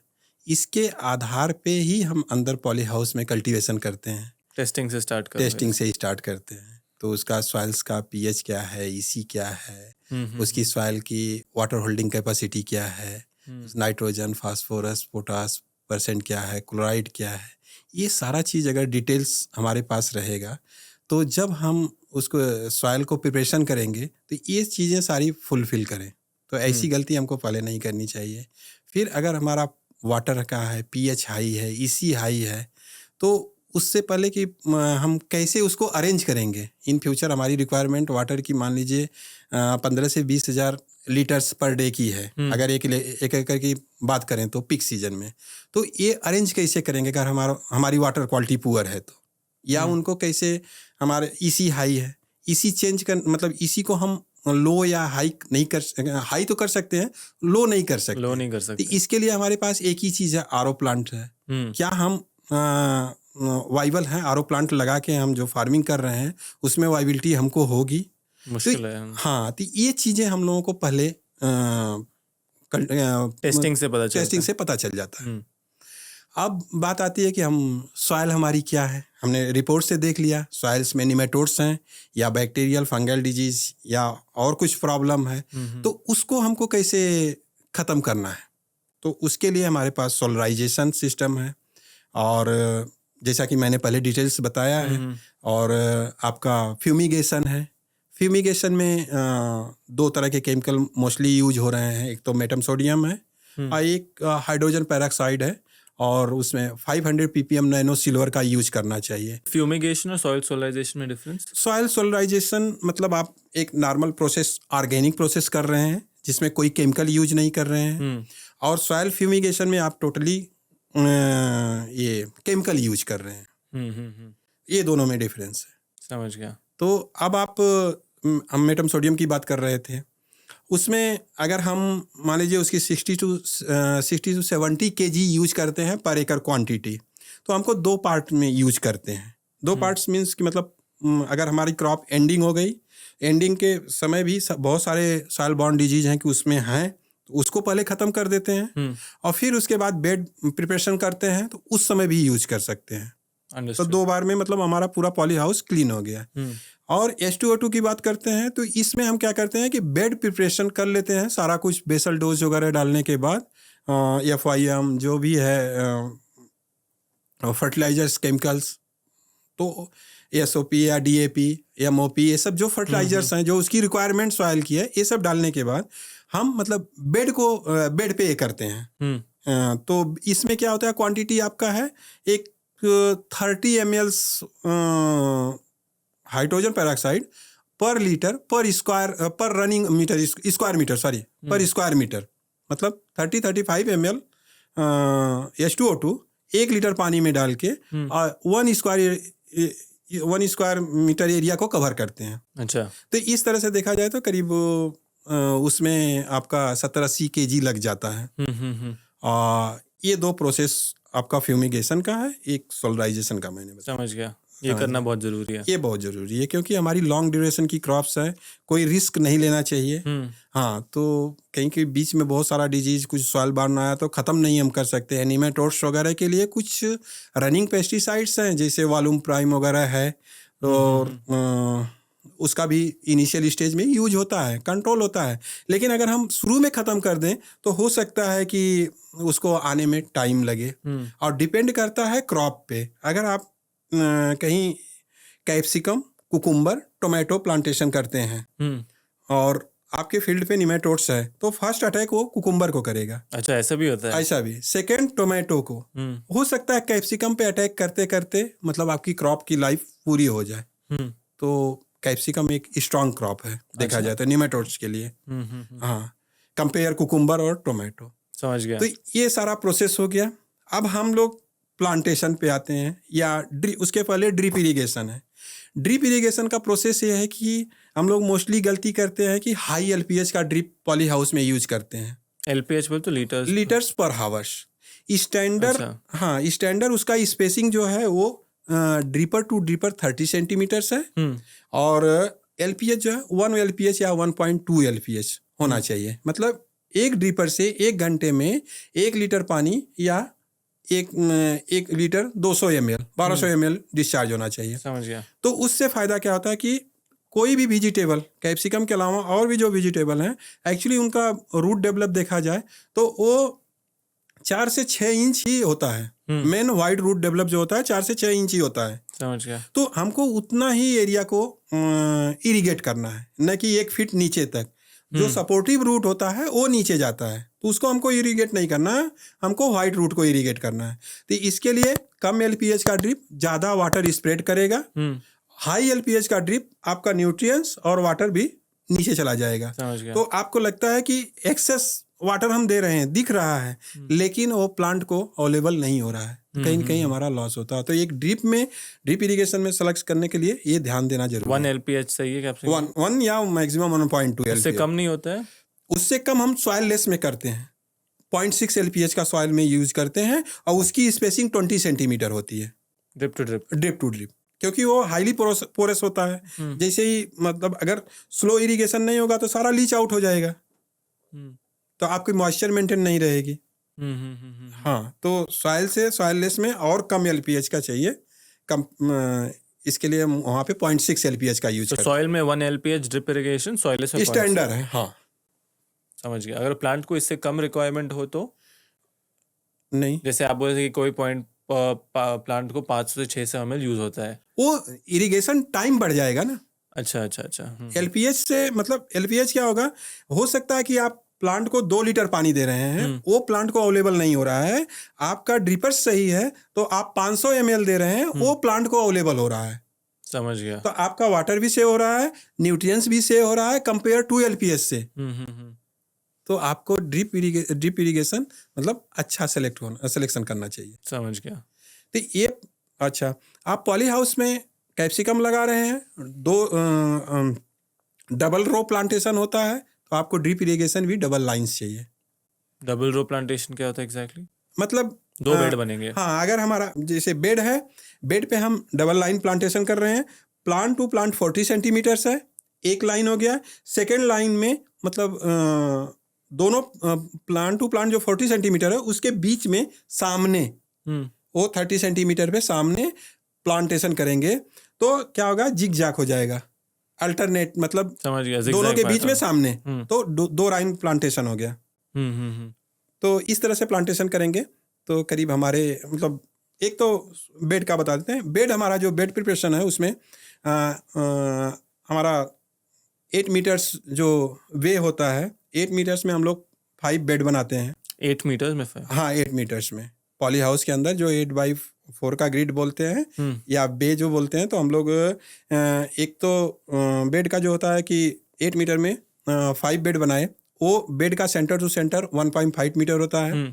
जब हम स्टार्टिंग करते हैं तो पोल्स के पास 20-25 सेंटीमीटर छोड़ के पहला 80 सेंटीमीटर बेड बनाते हैं, फिर 70 सेंटीमीटर पाथवे छोड़ते हैं। तो इस तरह से हमारा 5 बेड 5 पाथवे हो गया। ठीक है, जो सॉइललेस में सेम रहता है, अप्रोच सेम है। उसमें ट्रफ है और उसमें बेड है। ट्रफ की साइज 40 सेंटीमीटर है, उसका बेड का साइज 80 सेंटीमीटर है। उसमें ट्रफ का साइज पाथवे जो है वो 110 हो गया, और इसमें पाथवे 70 सेंटीमीटर हो जाता है। ये डिफरेंस होता है। तो अब इस तरह से हम 8 मीटर में 5 बेड 5 पाथवे हो गया। अब प्लांटेशन जो है हम लोग plant to plant 40 centimetre, row to row 30 centimetres, क्योंकि हम लोग जब बेड को बनाते हैं तो बेसिक नीचे जो बेड होता है वो 80 सेंटीमीटर स्पेस तो लेते हैं, लेकिन एटलीस्ट 1 फीट का हाइट है, तो जाके ऊपर हमको 70-75 सेंटीमीटर मिलता है। समझ गया। तो जो प्लांट लाइन टू लाइन, हाँ, लाइन टू लाइन 30 सेंटीमीटर रखते हैं, तो उसके बाद प्लांट को रूट डेवलप होने के लिए जगह चाहिए, तो सेंटर में प्लांट को row to row 30, plant to plant 40 रखते हैं। इस तरह से प्लांटेशन करते हैं। और एक बहुत इंपॉर्टेंट बात है कि जो हम गटर डायरेक्शन में, मतलब बेड को जो हमको बनाना है वो गटर डायरेक्शन में बनाना है। करेक्ट। नॉर्थ टू साउथ, हमेशा नॉर्थ टू साउथ। उसका भी रीजन है कि जब सूर्य निकलते हैं तो 6 मंथ वो ईस्ट टू वेस्ट, हाँ, पूरब से दक्षिण होके फिर पश्चिम की साइड जाते हैं। आज 6 महीना करीब उत्तर से होके फिर पश्चिम साइड जाते हैं। करेक्ट। तो उसमें जो गटर के नीचे शैडो आने का प्रॉब्लम होता है वो नहीं होता है। तो इसलिए कभी भी हम प्लांटेशन करें तो नॉर्थ टू साउथ डायरेक्शन में प्लांटेशन करें। डन। और उसके बाद नेक्स्ट स्टेप प्लांटेशन में हमको क्या ध्यान देना है। हमने प्लांट्स नर्सरी का जो तैयार कर लिया, वैरायटी हमारे क्लाइमेटिक कंडीशन और एंटीवायरस मतलब हाँ ट्रीटेड हो, एंटीवायरस ट्रीटेड हो, और स्पेशल डिजीज का हाई क्वालिटी का सीड मिले वो हमको परचेज करना चाहिए। उसके बाद हमको कोकोपीट है, कोकोपीट में जो नर्सरी ग्रेड है 3x4 वो सेलेक्ट करना चाहिए। 3x4 क्या होता है? उनकी साइजेज हैं, वर्टिकल साइजेज हैं। अच्छा। हाँ, जैसे उसमें उनके जो वर्टिकल साइज हैं वो नर्सरी के हैं, मेरे हिसाब से 8 to 10 mm पार्ट्स होते हैं, क्योंकि हाई पार्टिकल्स का साइज हाई होगा तो उसके हाईली पोरस होगा, समझ गया, मॉइस्चर कम रहेगी। तो इस हिसाब से उनका पीएच क्या है, 5.5 से 6.5 स्टैंडर्ड, ईसी 0.2 से 0.8 होना चाहिए। तो ये सब चीज़ें हमको नर्सरी अथवा कोकोपीट का सिलेक्शन। सबसे इम्पॉर्टेंट चीज़ है कि जो ट्रे है, रूट टेनर ट्रे है, अगर आप राउंड शेप का ट्रे सेलेक्ट कर रहे हैं तो उसमें जो कैप्सिकम के रूट है क्वाइल बन जाते हैं, और जो आप रूट टेनर टाइप के जो कर रहे हैं उसमें वर्टिकल डेवलप होता है, वो क्वाइल्स नहीं बनते हैं। तो अच्छा। आप सेम नर्सरी को अगर तैयार कर रहे हैं राउंड शेप में और रूट टेंडर ट्रे में, तो कम से कम 4 से 5 दिन का आपको डिफरेंस होगा प्लांट को ग्रोथ में, अच्छा, जल्दी इनिशियल आएगा। स्टेज में। हाँ, क्योंकि कॉयल बन गया तो उसको ओपन होने में टाइम लगेगा। और जो रूट टेंडर में है उसमें कॉयल नहीं बना है, तो इजीली से तुरंत आप प्लांटेशन किए और वो आपका तो ग्रोथ ये में आ सही गया, ट्रे यूज करने से मेरा सीडलिंग 4 से 5 दिन जल्दी रेडी हो जल्दी हो जाता है, खाली साइज मतलब उसके शेप सेलेक्ट करने से। जाएगा। हाँ, दूसरा चीज कि अब प्लांटेशन को क्या करना है हमको, हमने पहले भी बताया था, अभी भी ये प्लांट के बल्ब्स हैं, जैसे स्टेम है। हमको कभी भी सॉइल में प्लांटेशन करना है तो अगर हाई ह्यूमिडिटी है, टेम्परेचर्स हाई हैं, उस समय हमारे बिल्ट्स वगैरह या स्टेम रॉट्स वगैरह ज़्यादा डिजीज आते हैं फंगल, तो हमको उनको स्टेम को सॉइल से कवर नहीं करना है, ऊपर कोकोपीट वाला पार्ट ओपन रखना है, साइड से आप क्लोज कर दीजिए, उनको ऐसा पुश कर दीजिए, अंदर जो होल्स करते हैं उसमें गैप नहीं हो। अगर उसमें एयर है, गैप है, तो रूट डेवलप होने में बहुत टाइम लगता है, हो सकता है कि प्लांट मर भी जाए जब तक रूट डेवलप हो रही है, क्योंकि 4-5 दिन बिना रूट का नहीं सर्वाइवल कर पाएगा। तो हो सकता है कि अंदर एयर है, वो थोड़ा सॉइल से टच नहीं हो पा रहा है, तो उसको हमको ऊपर से प्रेस करना चाहिए, लेकिन ऊपर से सॉइल कवर नहीं करना चाहिए। समझ गया, थोड़ा तो स्पेस रहना चाहिए। हाँ, ये हमारा जब मतलब हम टिपिकल कंडीशन में प्लांटेशन करते हैं उस समय हमको जरूरी है ध्यान देना। और नॉर्मल कंडीशन में तो क्लाइमेट उसके फेवर में है तो कैसा भी हो सकता है, लेकिन अगर अभी हम अप्रैल मई में प्लांटेशन कर रहे हैं और उसको ह्यूमिडिटी, मान लीजिए रेनी सीजन आ गया, ह्यूमिडिटी हाई हो गई, उस समय वो फंगल स्टेम रॉट या फंगल डिजीज आने के चांसेस बढ़ जाते हैं। तो ये बेसिक चीज़ें हम लोगों को ध्यान देना चाहिए। बहुत सारे आई थिंक टेक्निकल पॉइंट्स हो गए। हाँ, तो जितना आसान लगता है शायद लोगों को खेती करना उतना है नहीं, और है भी तो काफी डिटेल्स ध्यान में रखना जरूरी है। आसान है लेकिन थोड़ा सा टेक्निकल वे में जाके आसान है, क्योंकि कोई भी टेक्नोलॉजी आप पूरा जब यूज करेंगे तो हो सकता है कि वो बेटर रिजल्ट आपको दे। Correct correct. हाँ, आधी अधूरी टेक्नोलॉजी खराब होती है मेरे हिसाब से, तो थोड़ा सा टेक्नोलॉजी पे पूरा ध्यान देके करें तो कोई ऐसा इशू नहीं है। फिर प्लांट को आता है स्टेकिंग करने का। हमारे यहाँ कंसेप्ट क्या है कि हम लोग प्लांट को ही रस्सी बांध देते हैं, जो रोप लटकाते हैं रस्सी बांध देते हैं, टोमेटो क्लिप तक भी नहीं लगाते हैं। अच्छा, अब प्लांट को रस्सी फिक्स कर दिए, अब प्लांट तो धीरे धीरे स्टेम तो है, स्ट्रांग तो होगा ना, आप कितना बार उसको ओपन करके खोल के लूज करेंगे। तो इसके लिए आपको जरूरी है कि टोमेटो क्लिप लगाइए, क्योंकि एक कैप्सिकम का मतलब जो है जब 8-10 महीने का होगा तो उसका स्टेम तो बहुत इतना मोटा तक हो जाएगा। अच्छा, तो वहाँ पे आप टोमेटो क्लिप अगर करते हैं तो वो कोई प्रॉब्लम नहीं आएगा। या उससे भी बेटर करना चाहते हैं तो जैसे सेम वायर ऊपर देते हैं आप, रस्सी और रोप को लटकाते हैं उसमें, वैसा ही बेड पे एक वायर दे दीजिए और उनको कुछ सपोर्ट करके ऐसा टेंशन दे दीजिए कि वो अप ना हो। तो अगर वो रोप को आप उन वायर में बांध देते हैं नीचे वाले में, तो उसके सपोर्ट से जो प्लांट्स ग्रो होगा वो बेटर अच्छा आपको यील्ड देगा। अच्छा। डैमेज होने के चांस कम होंगे, क्योंकि जब आप इनिशियल स्टेज में जाते हैं तो 1 से 1.5 kg फ्रूट सेट होता है। अच्छा, हाँ, उस समय आपके प्लांट डैमेज होने के चांस होते हैं। हम लोग हमारे फार्म पे हिमाचल से एक टीम आई थी, तो मतलब उनका पूरा प्रोजेक्ट फेल हुआ था खाली स्टेकिंग को लेके। सच्ची जब उनको मतलब वो प्रॉपर स्टेकिंग नहीं कर पाए थे। हाँ, तो बोले कि हम सब कुछ किए, हमारा सब कुछ यील्ड वगैरह सब कुछ फ्रूट वगैरह सब कुछ अच्छा सेट हुआ, हम उसको कैचिंग कैसे करना, स्टेकिंग कैसे करना वो नहीं कर पाए, हमारी क्रॉप फेल हो गई। तो स्टेकिंग का बहुत बड़ा रोल है। उसके बाद आता है प्लांट मेंटेन करने का, कटिंग प्रूनिंग। हाँ, जो कि आपका प्रॉपर प्लांट्स की ग्रोथ हो रही तो वो 25 डेज 30 डेज में स्टार्ट हो जाता है। उसमें आपको ध्यान देना है कि अगर आप 2 लीडर्स, मेरे हिसाब से, मेरे एक्सपीरियंस के हिसाब से 2 लीडर ही सबसे बेस्ट है। 2 लीडर क्या मतलब 2 ब्रांच आप मेंटेन अच्छा, करिए। जो आपने पहले बताया। हाँ, yes, 2 ब्रांच करते 2 हैं। ब्रांच मेंटेन करिए आप। 2 ब्रांच में एवरी इंटरनोड पे एक फ्लावर रखिए, वहां से जो साइड ब्रांच निकलती है उस पे एक फ्लावर रख के आप उसको प्रून कर दीजिए। हाँ, तो इसलिए कभी कभी क्या होता है कि मेन इंटरनोड का फ्लावर ड्रॉप होता है, तो जो सब ब्रांच पे एक फ्लावर रखें वो आपको फ्रूट मिल जाता है।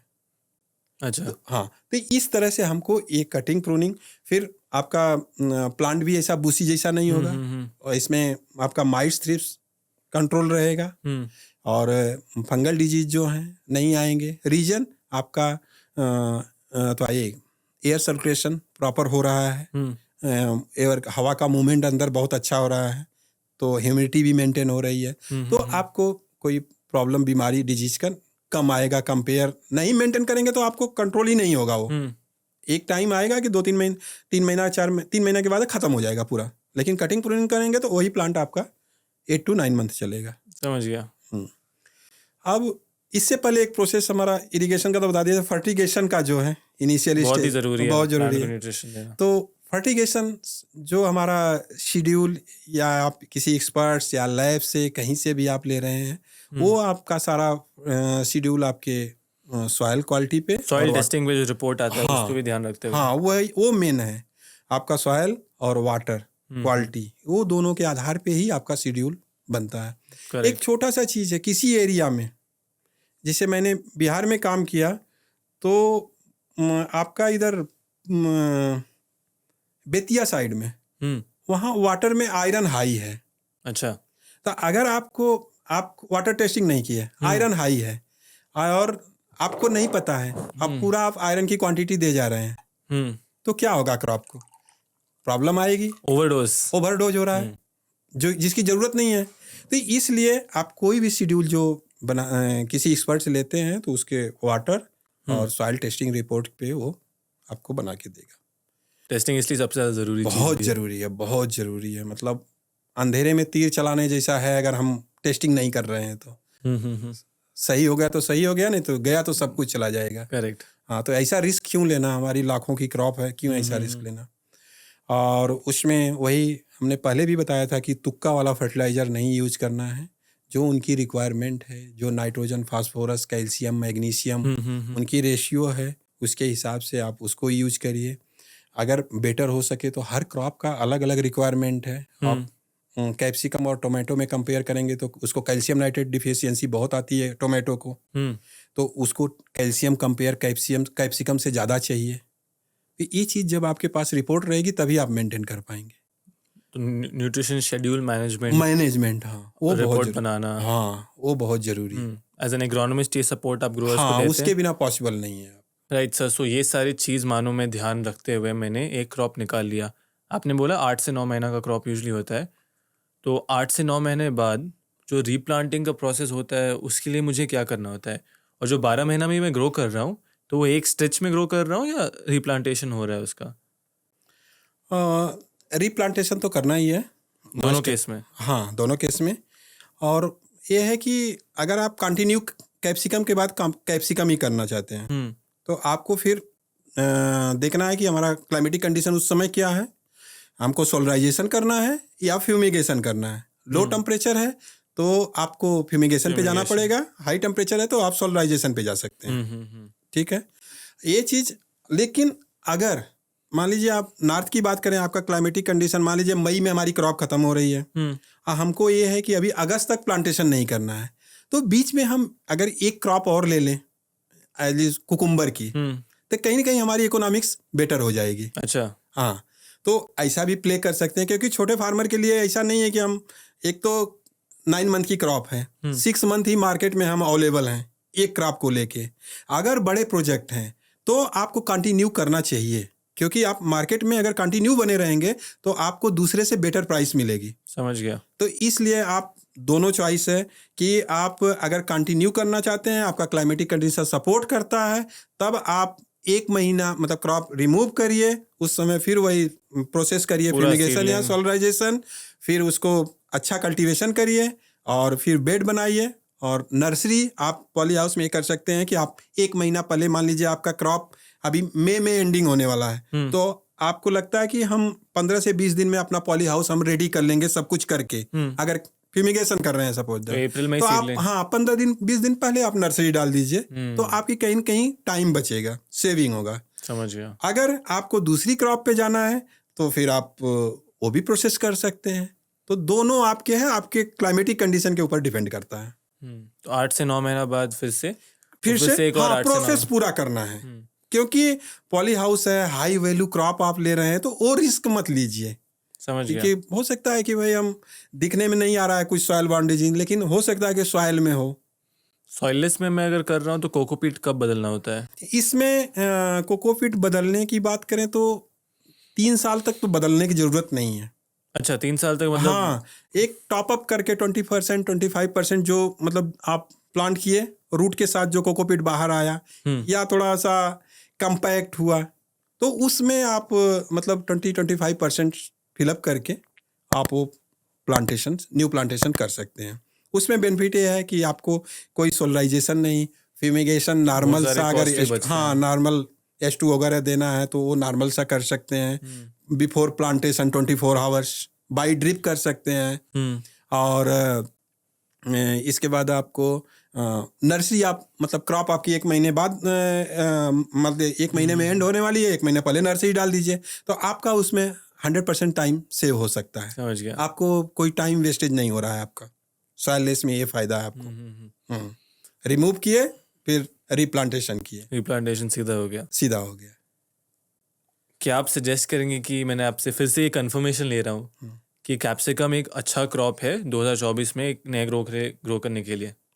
बहुत अच्छी क्रॉप है क्योंकि वॉल्यूम ऑफ इसका और रहता है, हमेशा डिमांड रहेगा। हाँ, मेरे मेरे लाइफ के 24 ईयर लाइफ के एक्सपीरियंस में मतलब हमको वेजिटेबल में इससे हाई वैल्यू क्रॉप, इससे अच्छी क्रॉप नहीं है। नहीं लगी, हुँ, जो मेरा एक्सपीरियंस है। और जो मैं शायद इस पॉडकास्ट में जो सीखा हूँ हाँ, और आपके नॉलेज से मेरे ये समझ में आ रहा है कि फ्यूचर में जब ग्रोअर्स बढ़ेंगे तो उतने ही एक्सपर्ट्स का भी बढ़ने का ज़रूरत है ताकि वो उन्हें गाइड कर सकें। क्योंकि अगर ग्रोअर्स बढ़ते गए और कोई गाइड करने को है नहीं तो गलतियाँ वो करते रहेंगे। आपको लगता है एग्रोनॉमिस्ट एज़ अ करियर का फ्यूचर है भारत में? बहुत अच्छा फ्यूचर है हुँ, और बहुत लोगों को ज़रूरी है। एक्चुअली लोगों तक हॉनेस्टली जो उनकी रिक्वायरमेंट है, वो पहुँच नहीं पाती है, सही चीज़ नहीं पहुँच पाती हुँ, है। हुँ, हुँ, कोई पेस्टिसाइड बेचने वाला गया, वो अपनी दवा बता के आता है। हुँ, कोई फर्टिलाइज़र बेचने गया, वो अपना ग्रेड का यूज़ बता के आता है। हुँ, तो ये सब जो डैमेज होता है, एक इसका फार्मर का डैमेज होता है। समझ तो गया। ये सब डैमेज से बचने के लिए अच्छे एग्रोनॉमिस्ट के लोगों को ज़रूरत है। हुँ, हाँ, उसके जो बिना सही डायरेक्शन में गाइड करे। हाँ, उसके बिना पॉसिबल नहीं है। सर एक हुँ, मतलब आप अनश्योर हैं। जैसे हम ओपन में फार्मिंग कर रहे हैं, अनश्योर हैं, हुँ, वैसे ही आप पॉली हाउस में अगर बिना एग्रोनॉमिस्ट के कर रहे हैं, तो आप कहीं न कहीं अनश्योर हैं। तो मैं एज़ अ सपोर्ट लोग को जो लोग ये वीडियो देख रहे हैं, नीचे आपका ईमेल आईडी दे दूँगा। नंबर तो नहीं दूँगा, लोग बहुत कॉल करने लगेंगे, ईमेल आईडी दे दूँगा। अगर उनको कोई भी कंसर्न्स हैं या कुछ ग्रो करना चाहते हैं, वो आपसे कॉन्टैक्ट करें। ज़रूर। आपका सहायता से शायद वो बेटर ग्रोअर बन पाएँ। सो नवीन सर, थैंक यू आपके मास्टर थैंक क्लास यू, के लिए। बहुत कुछ सीखने थैंक को यू मिला। सो शायद मच। ये वीडियो 1-2 बार देखना पड़ेगा लोग को, तो get in full detail, but ये उन लोगों के लिए जो सीरियस हैं, सीरियसली खेती करना चाहते हैं। तो थैंक यू आपके टाइम के लिए थैंक यू। एंड हम फिर मिलेंगे ज़रूर।